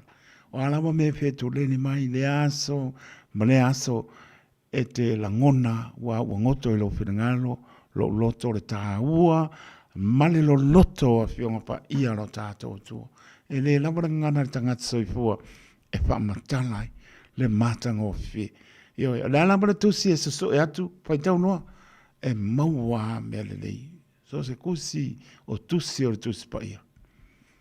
Te tala pai tau lo. O apo tai me te mawhati ai se meu whane tonu ai le langona sau pai lalo. O ka kana kusi pai. La le tusi e so e koe pai tau lo. E tu muso mai le nganga pai o wawu si la fia. O e mahafatia na tu watu lo fina ngalo. Ia te ia lofa mai. Ia e papena, ia ma lofa ma losi. Ma lofa ma losi tāpo inga I le atua. Pela mano pa iatu. Ia, awani e se me manu ai po spina ngana. Pea ano whako papangongo atangi au. Mo au, ma oe mai tātou uma. E ono aso e te ngalue ai. Ia po limaso. Ai ono aso na e tampai. Po le ale a whapuri pa oti I munga o le ko o le eisa I lunga le wala. E te o an whapingaruanga ko lo pulo. E makua batu lo pa ma lo ma pa tai o le pa ma nosi e ngā ruenga e tua I moto ma lao wow so se atu no no pia e tato atu no au Pasifika, au noa male se leni, te mau ai ngā paasoa mai le li iala se ese mai. Ia, ele mfain soi fua mola, wau ne to tongi a mea umu. Ono aso e kamupaia, e makua a batu ala upa malo, mai ana ta ere lo loto e whaapatai ai, maro le tunu whaamaras. Ho alo le sa e kukusa pa o ti munga ko ala isa o wola wa maruru, kasi tia pa i unga e whaia. Wapo whaingo fien whai alau whai unga e le whape a me o e whano le mano, sau se leo leo e a me o e peo mai, peo Samoa e ai pūle ngā ni mwhai pūle, e ai pōle sa, e pōle tapua fio, anga mana pang.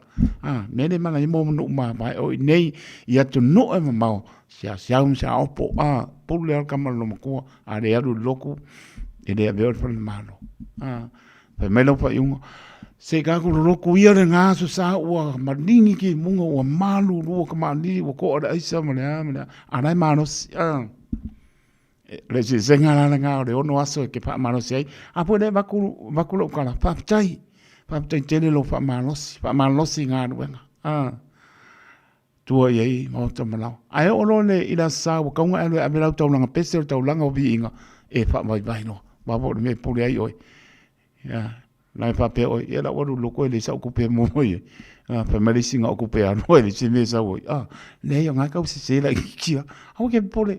Au nga ruenga e leo tō fōla langi. Au nga ruenga e muri ate oi, muri ate. Ne ila se me ke pole.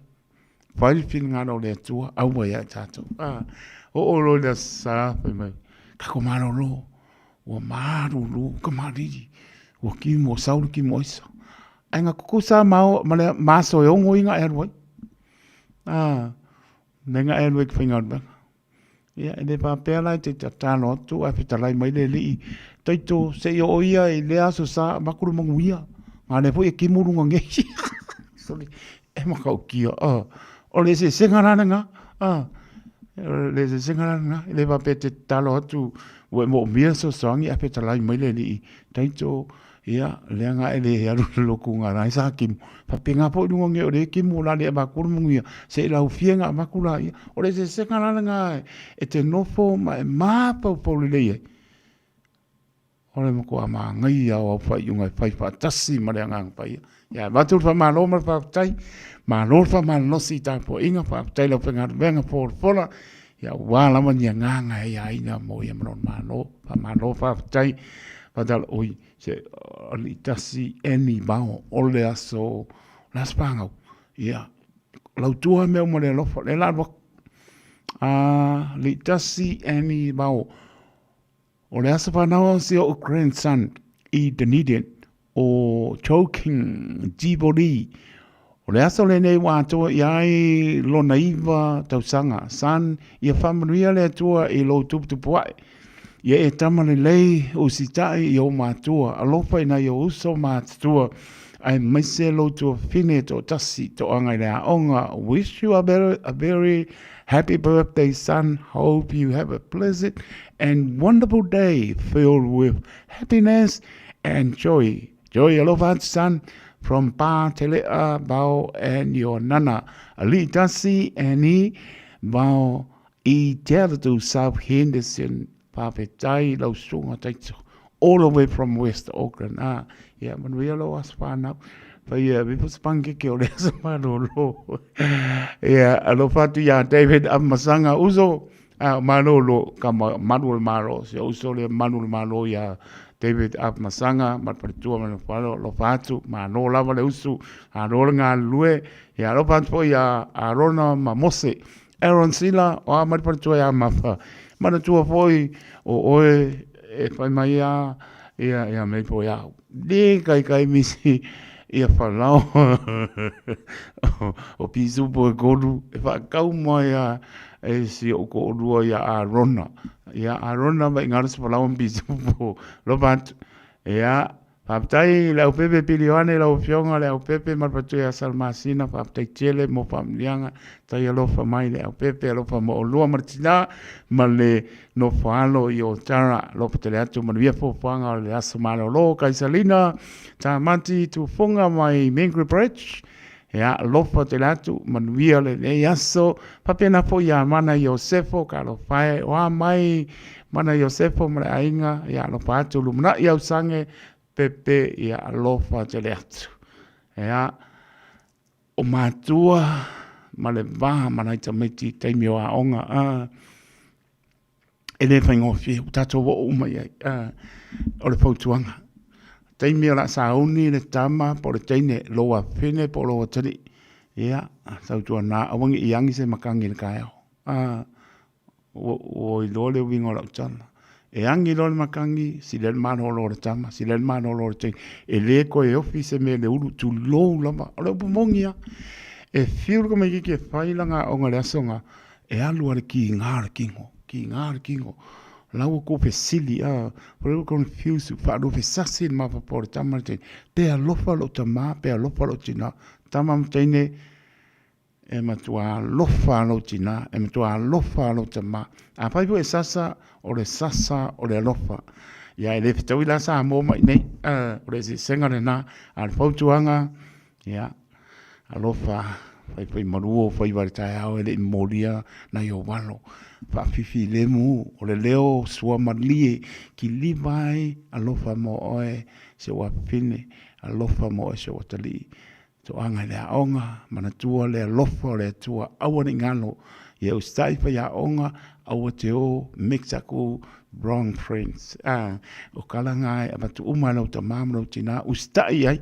ya ke mau ale me sili lumana tamam teine ia tau sta e tau matua. A mata mai whamnianga o ele ta mama tene tono lo ainga a silion whamnia le atua e te ola matau i le atua o le matanga nao me le leilo wola ta mama tene. Whamnia le atua e o tolu mna tātou te le whiriwhiria o ia whiriwhiri mai tātou tu saimalon whina ngalo nisi o tau whiriwhiri mo le tala leia Yesu Kiriso. Se wale maanga ia lofa te le atu. E oe. Ai ko kuia i lungo foisi malu rua kaya.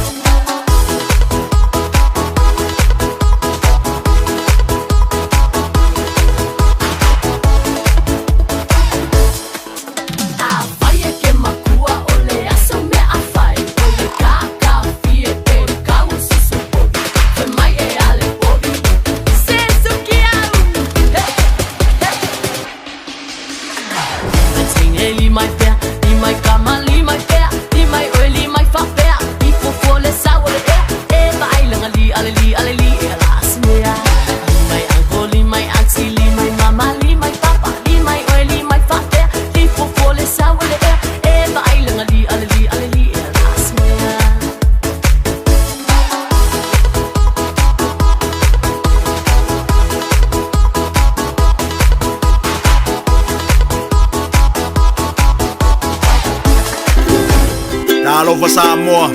Wa ule nei o kasputi alu, a wale suia lingila ura ule kio. A eva mai ina se furu lima iwa kolu. Amo, Radio Samoa, Vevela a.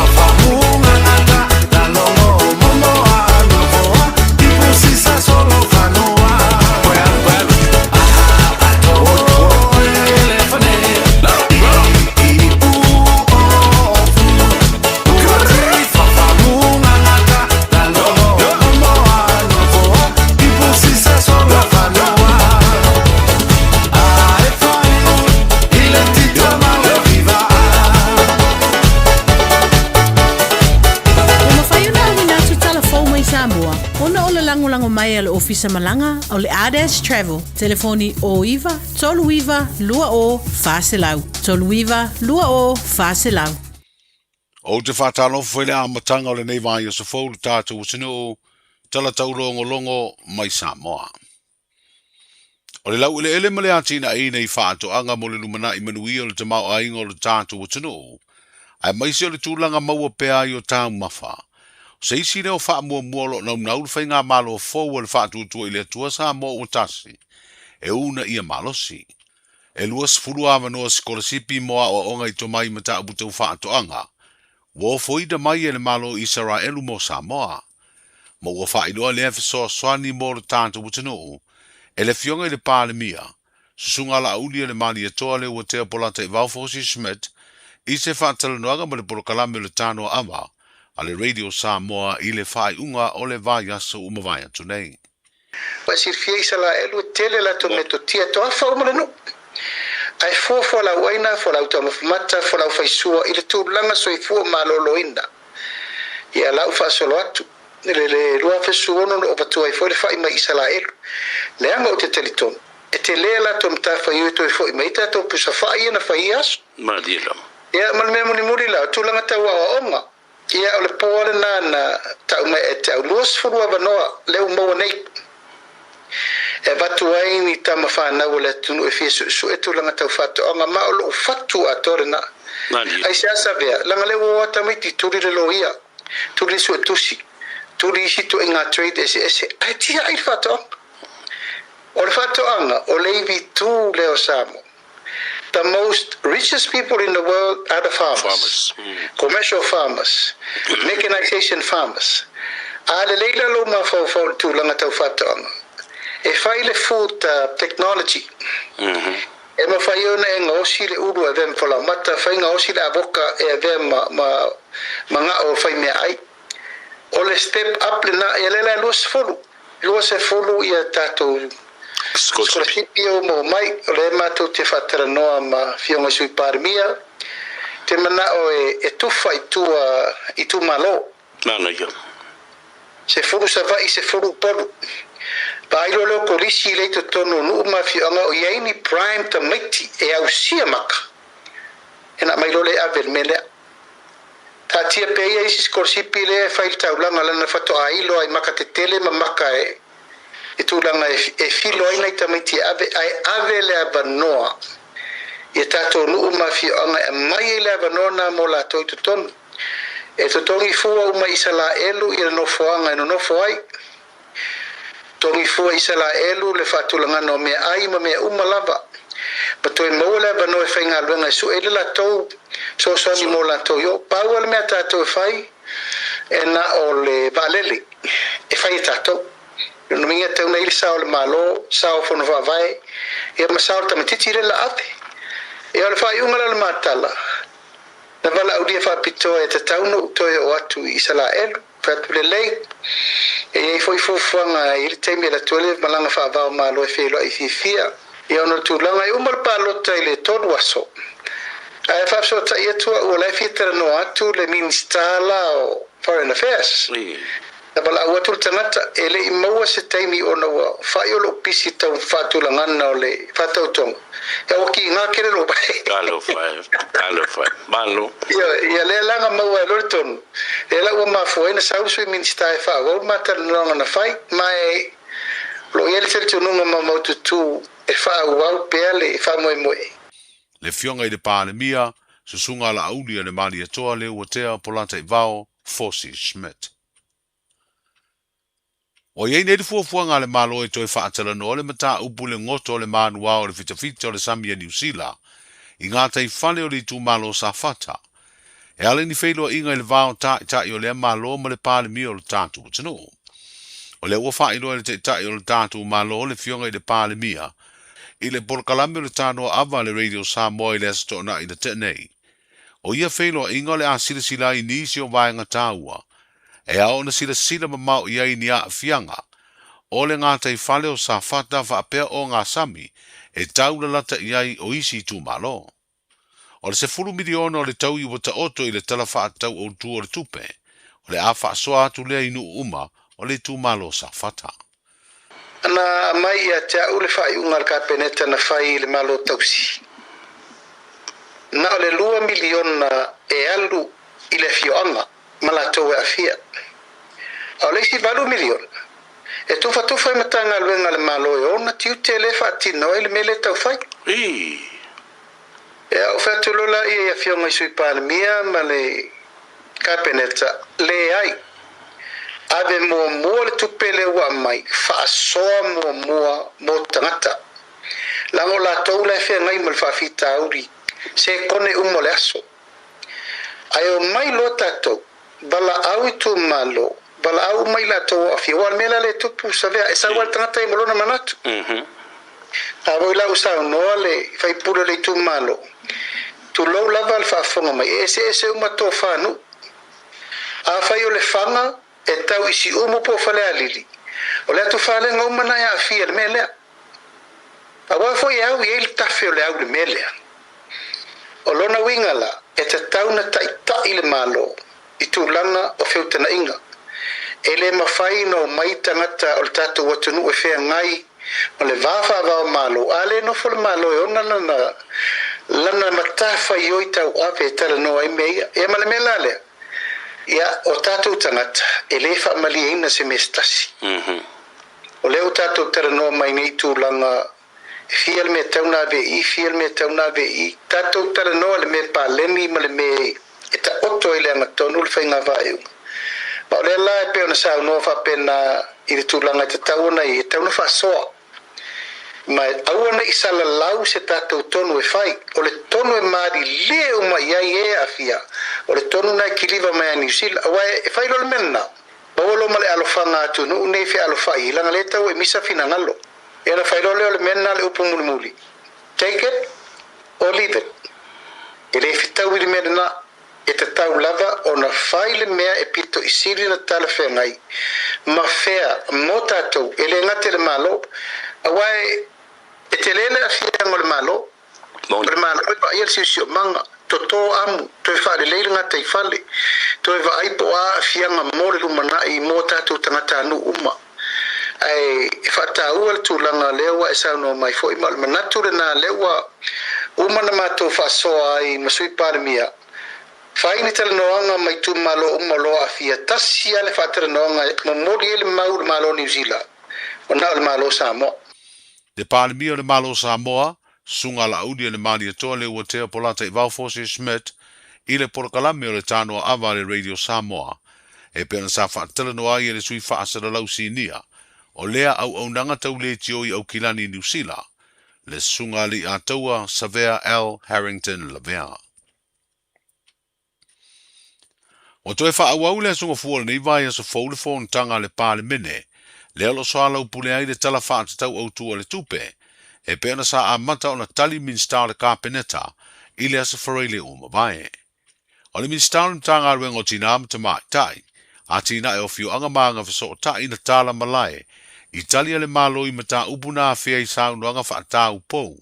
Wha pea saunuanga wha alawa i tele asu i usufono, o i tu malo wha palota. O le poloketi o le miliona o lo i le vainga lea mta ngā ruenga, sa tele i ei fisiri ma manatu wha alia, o sui whai pule sa saunua i le tala utu o le tupe.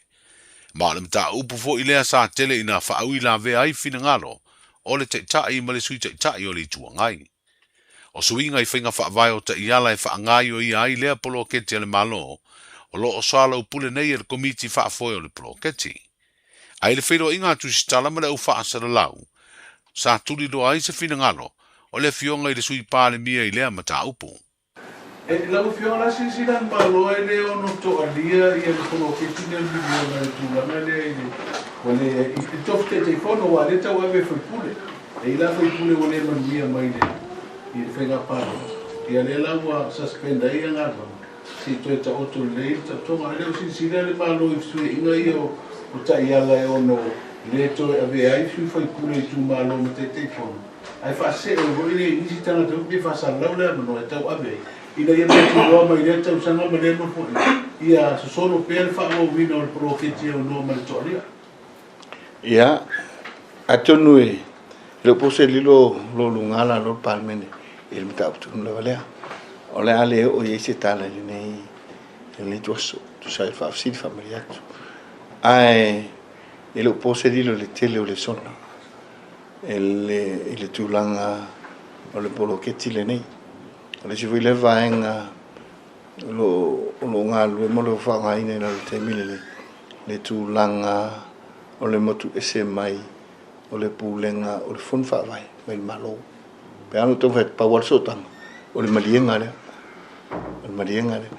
Ai le fau il malo tūlanga le o ana ploketi. Man ngā luenga tū sa. Ia pe wha pe nā le nauno te inga.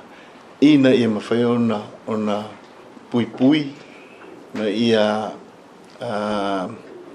silasilan malo mai a fianga le pe on sauno iai.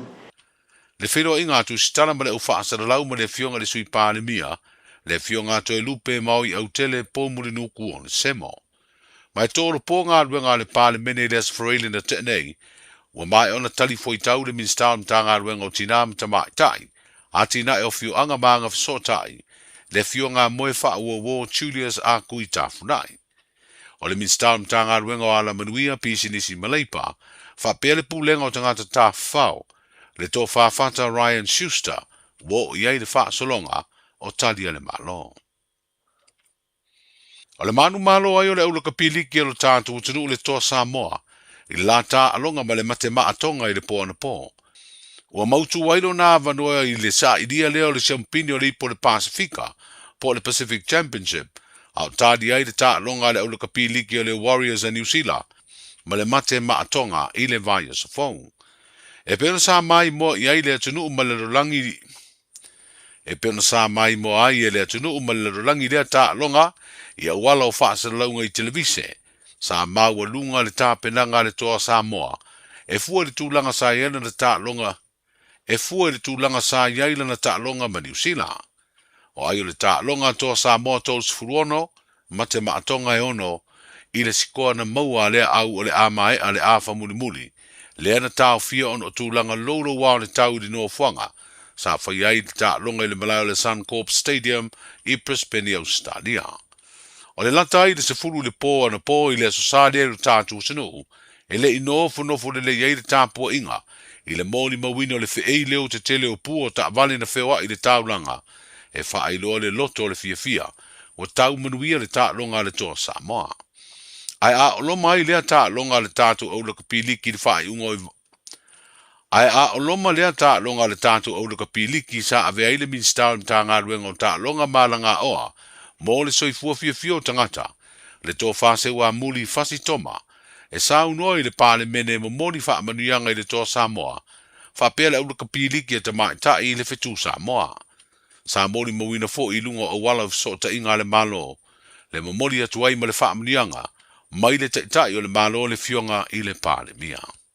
O tala amatai o le nei vā yaso, o le ipoti mai lunga o le alatele, ua awina atu on o le langolango mai o le ofisa malanga a le A-Dash Travel. Telefoni o iwa, tolu iwa, 2 o, whaselau. O iwa, tolu iwa, 2 o, whaselau. A whai o fuafua sa malanga mo Samoa ma le Pasifika. A whio ane loe le la lao le R-Dash Travel i le tasi Malu 5 Great South Road i Manirua. Pa o le fitu lua o Shaughnessy Street i Papakura. Ma ua pase se pa u. Wala au loa le R-Dash Travel i le o lua whāmalu o. Pa o le o iwa, tolu iwa, lua o, wha o. Le R-Dash Travel.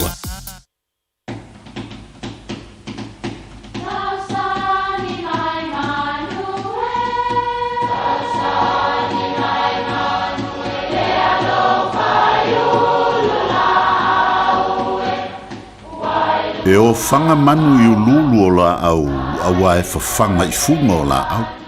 A o le tangata, e whawhanga i upu matala. O le mawhileo o alanga upu mamuanga ngana Samoa maona whaapongai, e a fua ilo na sio mianga. O lona lea sao i le whaatufunganga o le iloa whaale aso, mai le tautua se ia o ina pule.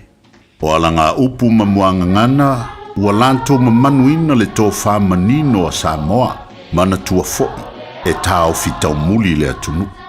Sa fesila whai i utila, mai ula a ole nei ua wheiloa i le avatuli. Sa na o i utila, o waa mai ula na iloa atu i le vasa, o na ole mamau. Sa le mauti noa pe tau lau le wha moe, a ole nei ua waai i tuli. Sila fo i tuli, o na ole alofa o le atua. Ole tō whāna li liu i a inga. Nā e a fio mai ma le wha autautanga i le whale upolu. Ai sa tātou sili a i le atua, pe tau lau a ole ua tātou fisila whai i le avatuli, ma whonga wa a fia. O le melea, ua te tau o na whafo i le vi inga i lo tātou matai. E ou manuia nei ua tātou sapi ai. Sa fesila whai i utila mai ula. A o le nei ua wheiloa i le avatuli. Manuia lau whasau sau.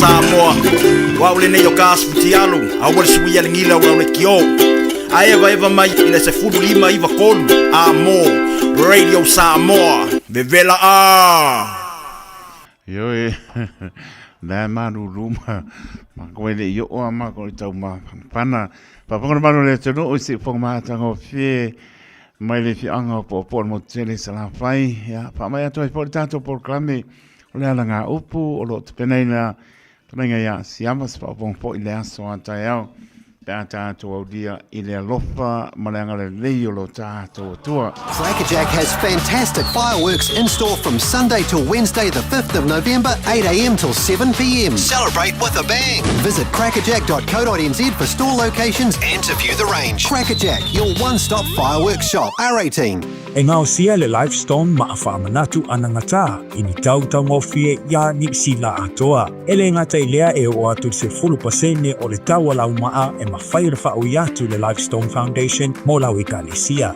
Mo le tele o maa whaamanatu silia ma le onu se lau o le awhai mea lofa atu le Lifestone i lau i Kalisia. Whaatonu loa se maa whaamanatu o se e pele ya te oe i le Lifestone.co.nz pe wala au le o var se lau tasi o valu tasi valu o var se lau tasi o valu tasi valu.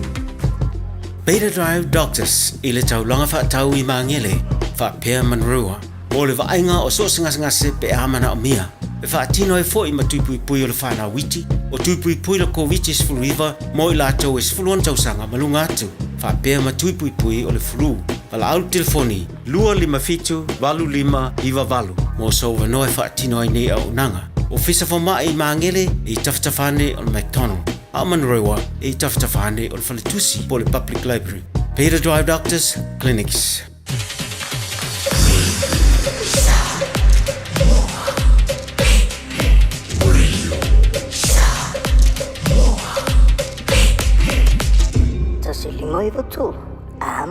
Tavi tu le mai lua su lima ma le minute wa te ale tu nai manu tau tu ale Radio Samoa su lima i matolu amo. Por kamel manu Taeao su tu lang po sunga le ia o ia te mai meni te tonu staimi a Taeao pa udia le lofa malanga le tua. Ia la toi fo i me fo i lana tau tua i me so tau tua ale Radio Samoa la pengaruenga mana tua e le opo si fia le semana lo ne i mau mai se ka ko pisa ia fiu ku mai ia ke le ko ke dungo masingi malanga pa do e lo talaina le mato ofisa mo si fil mano tato tuno ne inisio me fisi fia teli pe po ni memo mi ai anga malo ofisa ia pa manu luatu e le o talaina le mano lo umara finga venga ia nga o le finga venga ma Yesu ia lo fatu mano tato lo to po mai tau tua le finga venga to le Taeao le iba ia por apa por le manu pa mo mi po nisi mo mi also soani e tulang va pena ia bala mai Taeao le o iva luon lo slima iva tolu le numera te li anga mai ia o iva luon lo slima iva tolu numera ia man tuorta to tu si penga wole o to lima sultala ua fit sultala ia mano por malo tato tunu lang mai tato fa silanga ola soifua ai fo iseu kai sala pa mole recent mai lau i melinga pe saulunga le apio polinga ia ele mo mai kanga ko recent mai fa mole seu kai sana fa mole kama mo wakula ko ia vale ko mo malesi sa fo ku a sa le sia so fora ka ko mai a ma sainga ro pati io sa wan wak lo tua me mo le lo fa ma no Christina tan basa ma no la ma puta mai ngai mai por ka me pone ia ma sainga ro pati fa mni atu le aso pa nau o le fa nau le fine a Victoria for mai bi ia ma Pamtai le atua ua ulia mailo sufi tu tau sanga po i ai le bi inga i le atua ona o le tau sanga e tele ua wha popo mo o le fine e o mātou tano teine lei e a maustai e am wha mua le atua i o wala uma e manui ai lo o langa i a lo whaanga mai o a inga i a tuno o e mamau wha pēa Samoa ai maise New Zealand nei i lo papa ya Stevie e alo mama ya Fale your sisters Evelyn, Joanna and baby Faye Brothers, ia Wilson, Stephen, ia ai sili ai alofa mo oe matu I lo mam, ia manuia tele lo wasa whanau oe le pele Victoria, Agnes, and God bless manuia lo wasa whanau. Wa ai sa waku loa, seu kai sala, resent mai lau emaili na, pa mole po e sau nunga apia polinga, talo patu ia miu wha amosa manole, so I po manuia, ia manuia le Taeao, miu wha amosa, pe po ia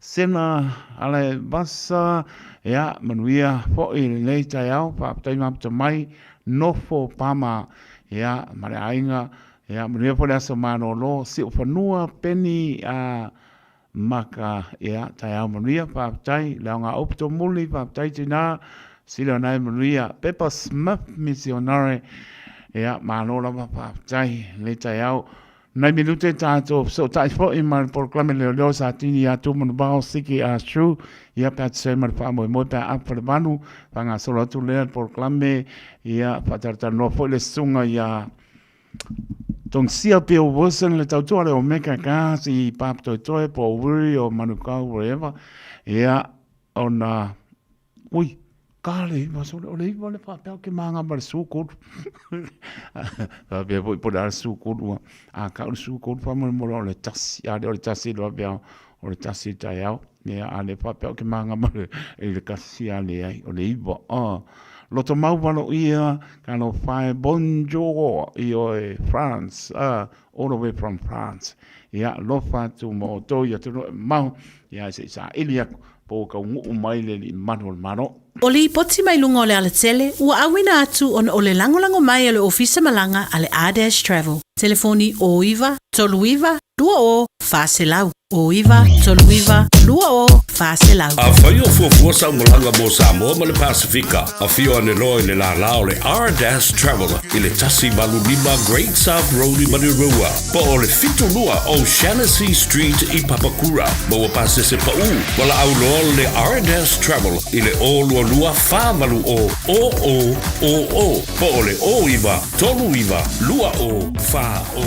Lua suleiva benute ona tāna o le tula iwa, mai tai no shore, ma nai a le flow ma traffic pai ma nie, ma tāla I lungo ala, pe labo a ngai mai ai North Shore, West Auckland, ia ma ngai mai South Auckland, ia le nau se fia, so I fua ma tātou ola I lea tono, ia wa usu le Taeao, wa adu le aoli, wa adu le fia, la no winga, pa ngale upu mai a mātou I tua, no whane sa tu ia ma, rono inga, o manino, I lo whingalo te me te uswai, ia malau wha autauta, I lungo le awala. Ma awal wha ngai ina telefoni. Wha ngalo le telefoni ka no whai. Ia le na. Le fo le anol ma lie le pasia moli, wha mole. E ma ko apongi sa ka ko po ala saur ka makau. Po ala saur nga vale. Ia pe melo le ka makau nga vale. Ka makau nga vale pa auke o lan me ko fo I mai pere ko fo I mai. Pe o le tūrunga le li whanga I ale tau tua le Radio Samoa, pa o tau tua lei e o I mauta mlawa saonga le mū, ta ua fo e lo tanga I manino I lungo, wha ailo I lungo le wala. Lei ase si lungo tu la fono, ya pe kere au kupe, ya alua o le akoa, a ya kia awa, full stop. E le pape o whakonga kua pule aku te le ai, se o le pautuanga, o le pautuanga tu atu I o au tapa, tau ane ele lei, a lei whata pe ia ua o le tai, lo whaitalia, na me tsoi fua maulai teito, wale mangai, ale mea no fole nao le li, fua I fua mo, e ma tātou ma, whai mai, e mā fau tonu le lei ai, wai mai lai, uma mea ia se italia, le al manu a le ai, ia la pangasolo tātou porklame, te pa ele tu la iwa, ia tātou tau mawai lea, asa mano lo blaku lo pasao le gym pe o kala ka ko gym e o ma lo la pa tele malo le tino tu e pata lo fa tu ia tu no e ma malo le tino lo pa pena mai mo mai e a mese lo to talino lo fa ta vai mo to malawa to lo sa pa penga venga ia lo fa se le atu pa pe au kilani manu tu tua oi ia lo fa le li ba lo tu sa so ta to mria po fuanga mala singo le le aso mo au le au ta to tua I lo to so I fu le tapo inga tu asin sina a lo fa te le atu mo to na yo ta ma na yo tina a lo fa le li fa fu lo pe lo to so I fu o tōn tau sa ina nga sū o Taeao e o mai le ne Taeao. Mi ia le la o tau tua ia e tūri matai pēa au tala vau o tupulanga e whaia ia i lea taimi ma lea taimi. Ia, pe lava e o mara taimi nei, pe mai e tangi ai au taringa pe o salongo. Uporo tamā, uporo tina. Ia, e whaonga. E alua maturi matai. E wia ua whailangi po raunga nei o mātou. Mātou, ai kangi ai au karinga. Kangi au karinga lea o ina ro tamā maro tina.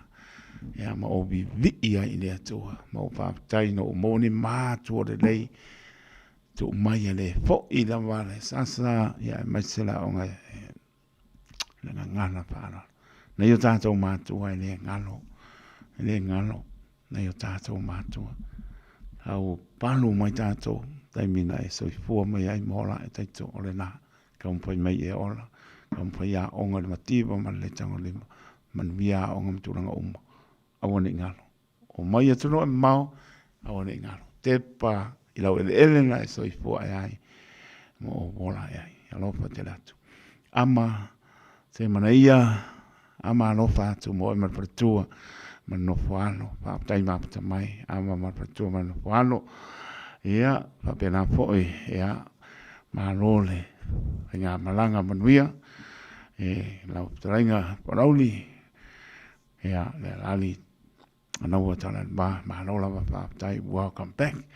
Ja, leo le li lo fafo mo lo fa le lan fa sala mo le na leo le li lo fafo mo lo fa tanga bi ia I pe lo ta to ia o le pese le nga kusi tu lo tlinga ya no flufi le aso sa fo fa makala makangi fa o le ani le me ke kangi pe fa makala le pese ia ka musu we fa makala ia se baba ai po ko mai ia ka ko di malo ia le ia la pangaso mai ia o tasi sa fo ira le ngo ka le se o le ia le aso sa fo ia lo fatu mo lo marosita mai taito le pesenia o lenga muli o la kusi en ka wa be arosita no ai pongisaro marawai ape mai kangi ape mai o le menga o po le lenga mako a ofo e longoloko.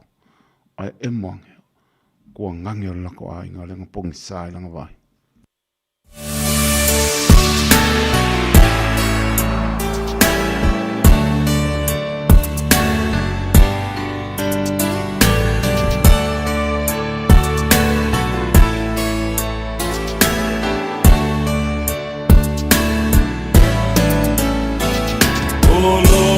Toi tu si mai nane ne fuai lamai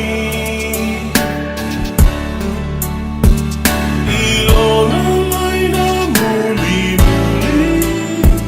vai ni ai lam tu si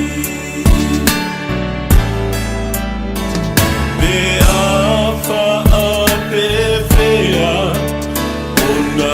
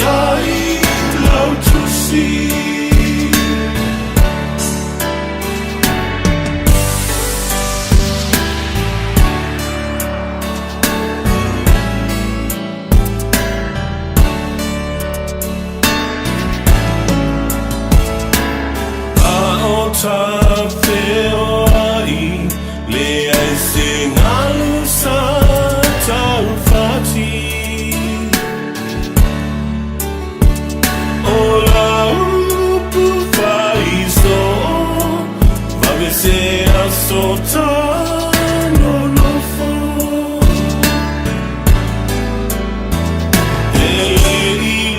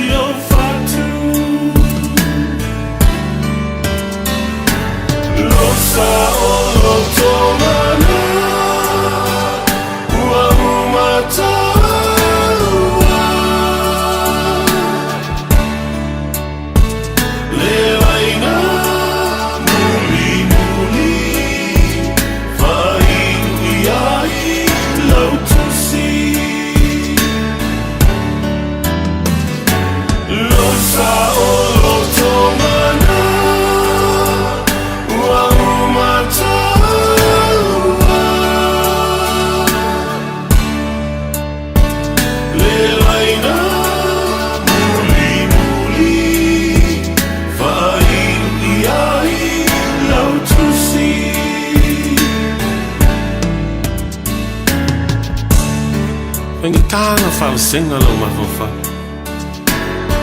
sili ai fa ka na ku wa ku oe ke alu lo wa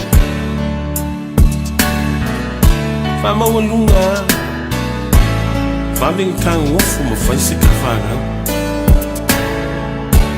ka ma ku fa kas fa kal ye ni fa ba ai pangale salu vale le kamu wa opo au kelko pule lava oi lolo a samia ingana au e ke anu mau mai manga kua figa si o mau lo sa o lo tomana wa mata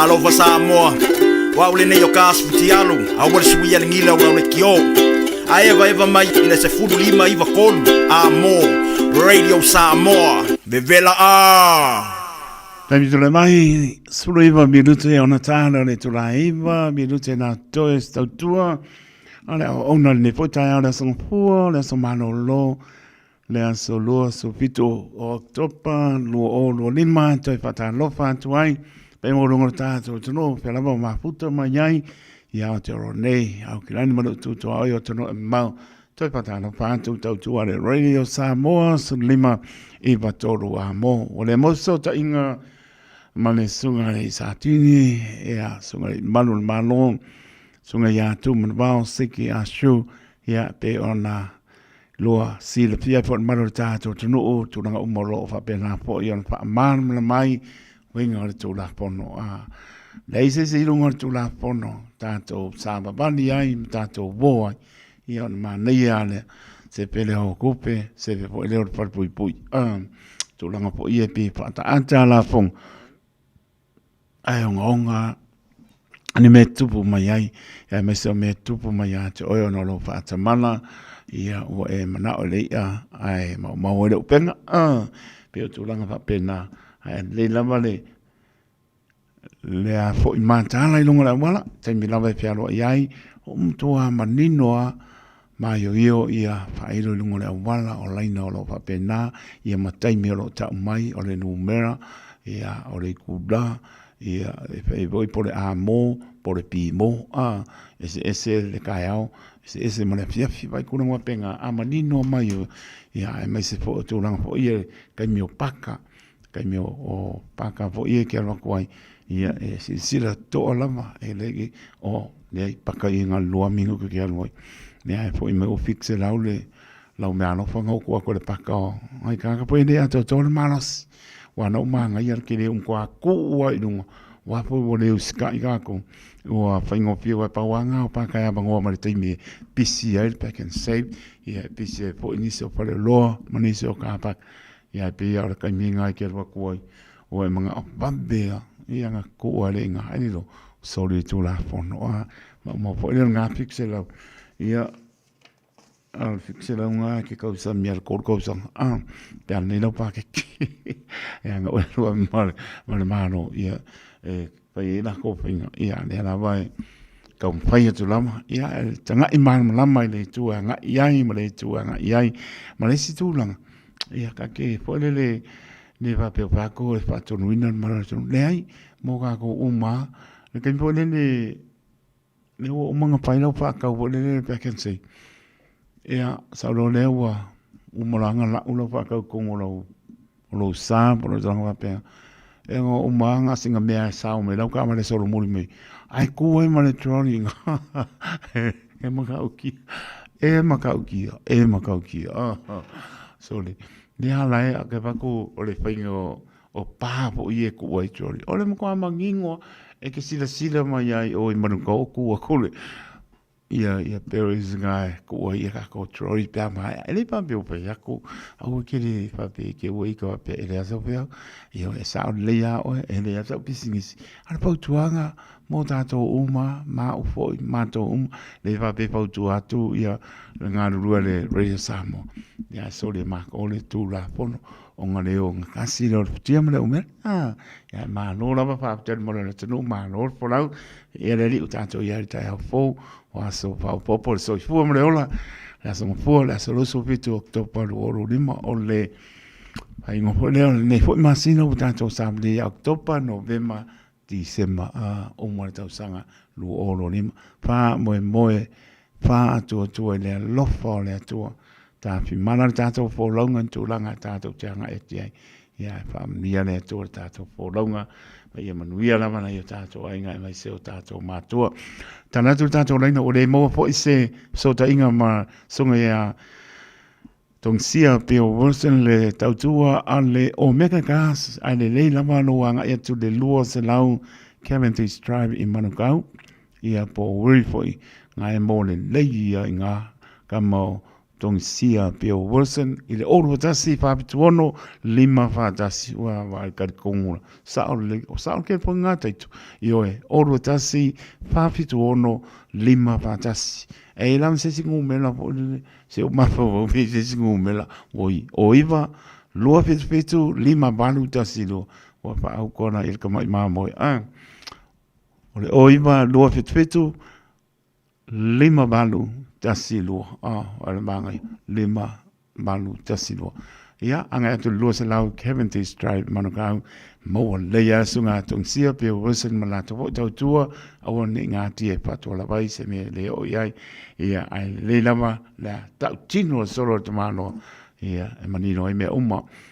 Bill Swipson, manolo mapta mai, papea po ia, moango tia Simon Bartley, ia tānofa, wangu tia lo maputa mai Prespen ma le ainga lo patele atu, ia pena po ia mana Josefa, ma le ainga lo maputa mai paputai, ia ma le sunga ia ama se manaia, ia lo patele atu, ia mai lato umara lo maputa mai ka lo whae, ia lo to mua, balong ia mai lato umara lo maputa mai France, ia tuno e mau, ia lo patu, pena po ia Pepper Smith, missionary ya lo patwortina ya leonga opto muli si ufanua penni maka ya pepo ya nofo pama ya manola va kai senara le amasa ya manola va tai tana tu tatoni ko su lumingo kako lengo le asau mai mo ta longa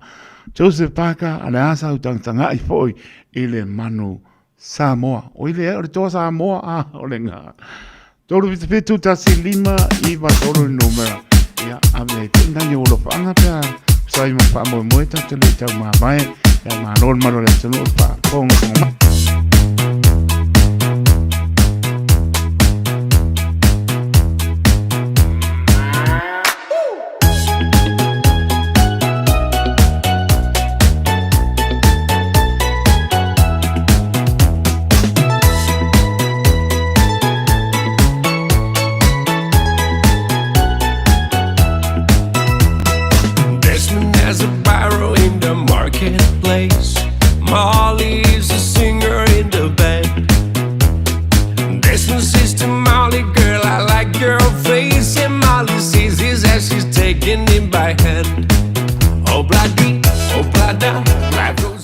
sei po tana pa.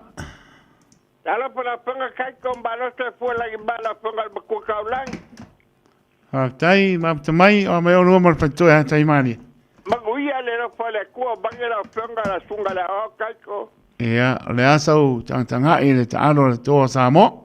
Mangai kalonga ko Samoa, mangai kabi ka balota ko au. Ia, ta alo ta ua. Kalonga ngajalo Samoa. Ia, patai.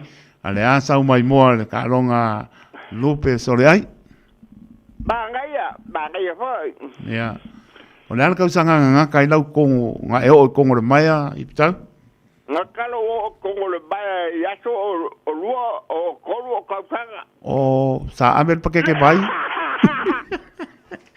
Ngaru amel pakeke bai mare solo kongo po tenga. Amel solo kongo mare pakeke bai. Ia, malo, ia ame na yoro faanga, malo lama whaatai, me sira nai manu mia o rua. Kai lo faanga. Lo faanga molia famugiaga sungar fapenga sa kai le ba ese farko aro fa bang foaro. Sungar fapenga kau ala fau mar farko amanta bang foaro. Sungar fapenga Filippo male kumale no foaro. Sungar fapenga ele bakiwa bar farko crash. A pekinga bakoya liba fa au bakoa fa baroro ya liba sef silipa. A per fa penga kapsi da fa biliaba. Sungar fa penga sipa barika. Sungar fa penga finga so bar farkua. A pera fenga le pacho fa rumba rani ki ambaring faro. Sungar fa boy ka ruanga fa farkua ya ileng. Dai badi kapambanga ya bar farkua peka kang vasa basi kai badi le vai. Karo barfangau, karo fabungala, liba barfangau, peto baratai paulo barfarkua, mailaka barfarkua kuingi, kai bari fua pau barfarkua pepe, longo arisoka, abahanla, barkinga bakoya bainga, pe fumbaogo karsa balorosiu, kai bari pizza basia ingiu barfangau, malaya basabuelu, malaya kai bari sabuelu barfangau, apea tongiarofa barfarkua kaungaora kai bari va fusi barfarkua helen apea kinga bakua ferfangi manguia lava kinga ferfangi kai bari singabe barfarkua kele bare pemsurika oskalia le au la fionga le au barfarkua lili apea sei bapida bangofoaro eseka balofobaki bangofoaro levo pikoge barang faro a peso se ka ku de fanga so se le paka so se le boga so se le lepa sabai so se a kungu o saboa lo fanga ba ka se fun kai ba de pe bi ka pa kai la ba kai ko bro abango Ai na ba ta lo fa tumo lo mo ria la sama lo va kai fa bungu yanga la so ba lo fa pengala so kai ko bungu ya lo ke nge ya so Sai poia. Sai poia. Ma non sai mai ta roba. Ma non sai poia. Ah, dai. Ah, dai.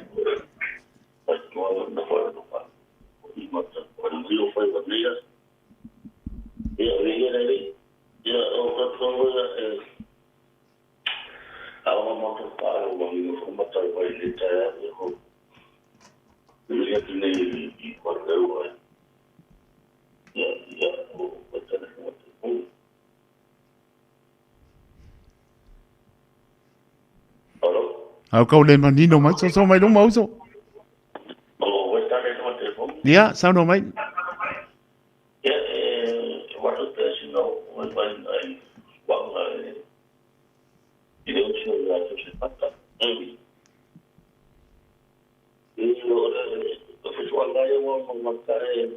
Iya.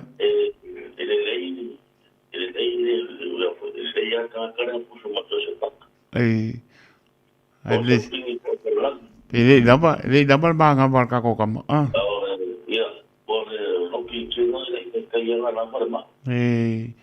Umil kan jadi dengan prepare maya sahaja ini dapat bang apa?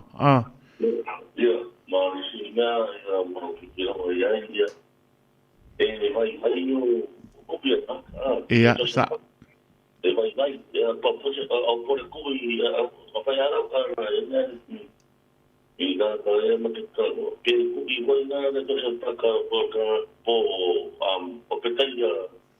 Iya. Mọi người đấy. no ko to se pa e mau ko sa na pe ro ka pa ka ni no se o ko se pa Ia. ko sa na pe ro ka ne ka no ko se pa ka ni no ai no pe ro Alu roi lea ko. Sa. o na na se yo se pa ka ma te tua mana tiong o ma mo ko ya pa tai o Ia. Moni lea. Mare maua, na maua fasiro, Wa manolo ang uka ki na lo.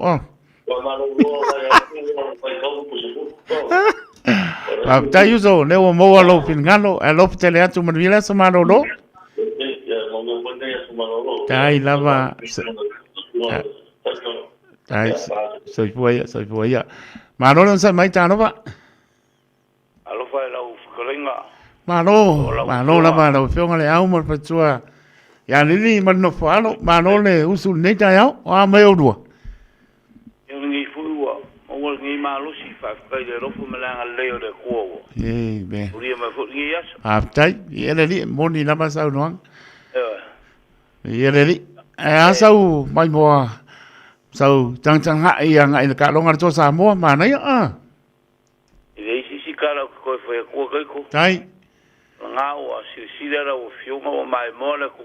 Ai. Eu fa fu ngi ska ko fai ki. Yo e. Ya. Ole ua ko va ai u ka ko maka o. Ni era ba. Ya wa. Ka wa ka ko fa mo sa ku nga ku ya lo kam fa nga ole ku. Ya. Madinho kalo imaka ilo kalo fa ku fa I alam fa nga ole ku sa ka usinyo. Ku yero na to loto O veinga fu ale ku. La Ole lo ku. Monile sa no. Ya, ole me sirin ka wa de fa pe so ngisi nga ko nga o ka ko. Yo, ta to so. Ka alo ka mo so Ma ngia ka longa. Tai. Aya o malolo yang o paulavo sa ngunga.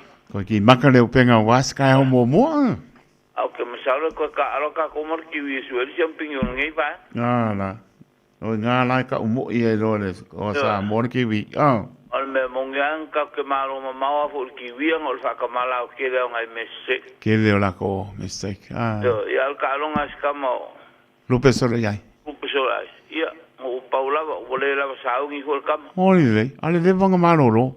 Le vanga malolo au fa kabala por me o fa pe ngo fie van kalo ya le do me le fus ya ele o ia si me o moko e lo kwa ya fa vai ele skak ya ko e mo fu se la lo fu si ya tai o i lo fu ile ku ma nga ru nga siuso oli le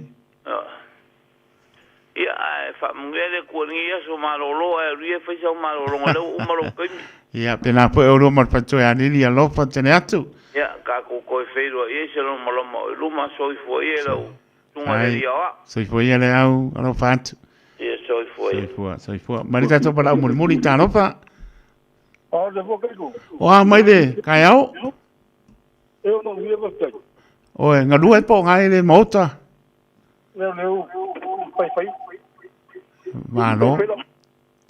Main ka longa ngai ka ma ang po O te mata longa tejo. Ia. Ang singo paso le songa. Le. O le voi.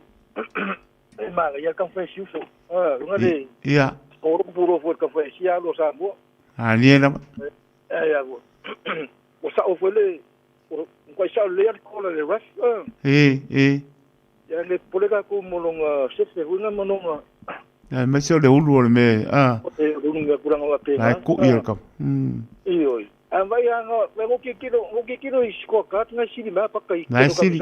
E o ma last minute. Lai siri apa? Ai ke o ka o fel do foli. O va ku fa jive anga wa pe en que me le kapsanga en café, anga wa pe lai sa wa funga, lai pusuma. Ia wo Aku kapsia ia com posisi fa mo ko so pela e me fa lo te ia lo fa te atu manuia foi ia ma lo la fa ten maro tato tuno fa so mai ia pa ta fa foi ia yo se fa tu la wano ma lo la ma to mai e me tone pe foi ia filima Malu ia ma lo la fa tai Lo se atou mino mara inga lo wala o mai Migre East. Ia ma sunga ia Barry Swipson. Ia mano pa ai manga ia musiko le leibo wiki. Kamar kokola sa. Ia lo fatu mano la mana Josefa. Ia tai. Ta tonu tau lunga stau tua le ona fatau pa I le ne po Taeao. Le lava ngana pa tai e loto pa ia ma loto manu. Samoa tonu e pele loto taito pa petai pa petai tele loto wanga le lei. Ta sanga lo ta po inga. Nei se lava tu asin sina la toro tātou tono. Nau whengānu benga tu tōwhia le tua whanau no manu a wasa mo a Taeao. Mano whāptai o lava nei alo whanau. An lofa tene atu manuia. Mano longa po ne aso. Ia mani o le po efe o lolo mani tau. Ia pena mano whai atu saonga le mu lava. Ia e whai alo whai talia. Ma ia mātāla le meo anga ia le a inga. Le lo whala lave tupu mai. Ia whanau no po ilea. Ia le lava le. Mana ia le mano loi moto malawa saonga le mo asu mai ko pai ia mano loi ala ia makase pesenga ia pe pai poise se a pai po stadi at pangau kal ngo ia mo le mano ngai mano no mai ia pa te tele la Samoa loto ang lei aspai vai asa ma se mau Samoa le tunu pele ia poto tau tai sela na tu ama. Ia, la po se tau whai atu o le ato toa foi. Ia, o le atoa, ia ato liur sa. Ia, pe me ale tau tai māta parapala. Ia, poto ar tau tai pisi ar sami. Whamangano le au ona, ia whamnia le atua. Tania po ngānu wenga, nei vai aso, mua au mule alo tātou tua.